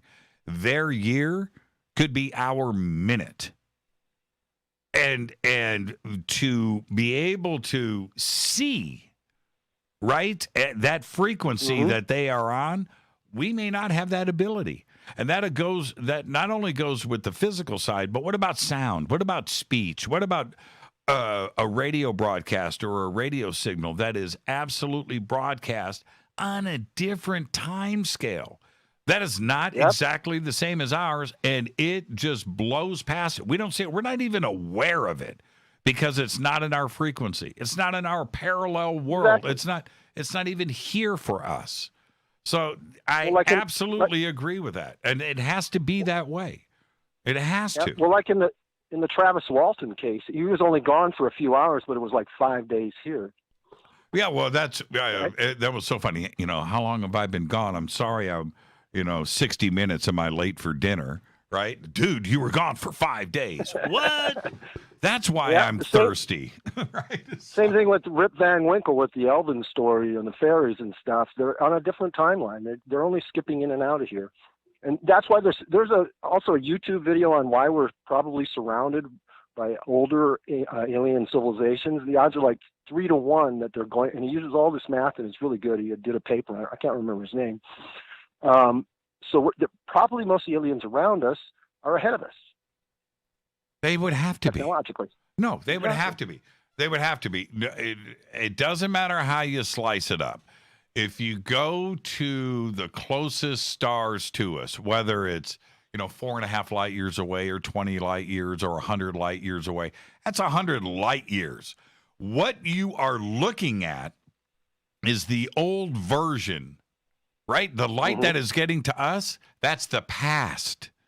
That's not the current version of what is there, right? That's the past. And them looking at us, it's the same thing. So if they are 10,000 light years away and they're looking at Earth in a telescope, they're looking at Earth 10,000 years ago. They don't see you and I talking on the radio. Right. No, they don't see that. They're looking at the Ice Age. Right? Do you follow what I'm saying? And it's the same thing for us. Yeah, it's a crazy thing to wrap your head around when you look at, because we think that we're looking at everything in the same time space, right? That the modern version of us, so they must be, if they're looking at us, they're looking at Earth with lights and cars and the internet and iPhones. They're not. They're looking at, if it's 20,000 light years away, they're looking at an Earth that is Stone Age man, right? That's what they're looking at. It messes with my head. Lafayette, thank you so much, man. We'll see you tomorrow night with Linda Moulton Howe. Behave. Thank you so much. Have a good one, Jimmy. You too. That's a great phone call right there. Lafayette. And with that, I got to get out of here. What a great conversation tonight. I do want to thank Richard Bleepin Dolan. What a great show. The book is easy and simple to get. Click on the banners over at jimmychurchradio.com. The links are right there to go over to Richard Dolan Press and Amazon. It's all right there. Fade to Black's executive producers, Rita Camarion. Show is produced by Hilton J. Palm, Renee, Dennis, and Kevin. Announcers are Steve Harder, Gene Viteau, and Mark D. Kovar. Webmaster is Drew the Geek. Music, Doug Aldrich. Intro, Spaceboys, spaceboymusic.com. Fade to Black is produced by KJCR for the Game Changer Network, and syndication is KGRA, The Planet. This broadcast is owned and copyrighted 2020 by Fade to Black and the Game Changer Network, Inc. They cannot be rebroadcast, downloaded, copied, or used anywhere in the known universe without written permission from Fade to Black or the Game Changer Network. I'm your host, Jimmy Church. Tomorrow night, the LMH, Linda Moulton Howe annual holiday special. I'll see everybody tomorrow night. Until then, be safe. Fade to Black.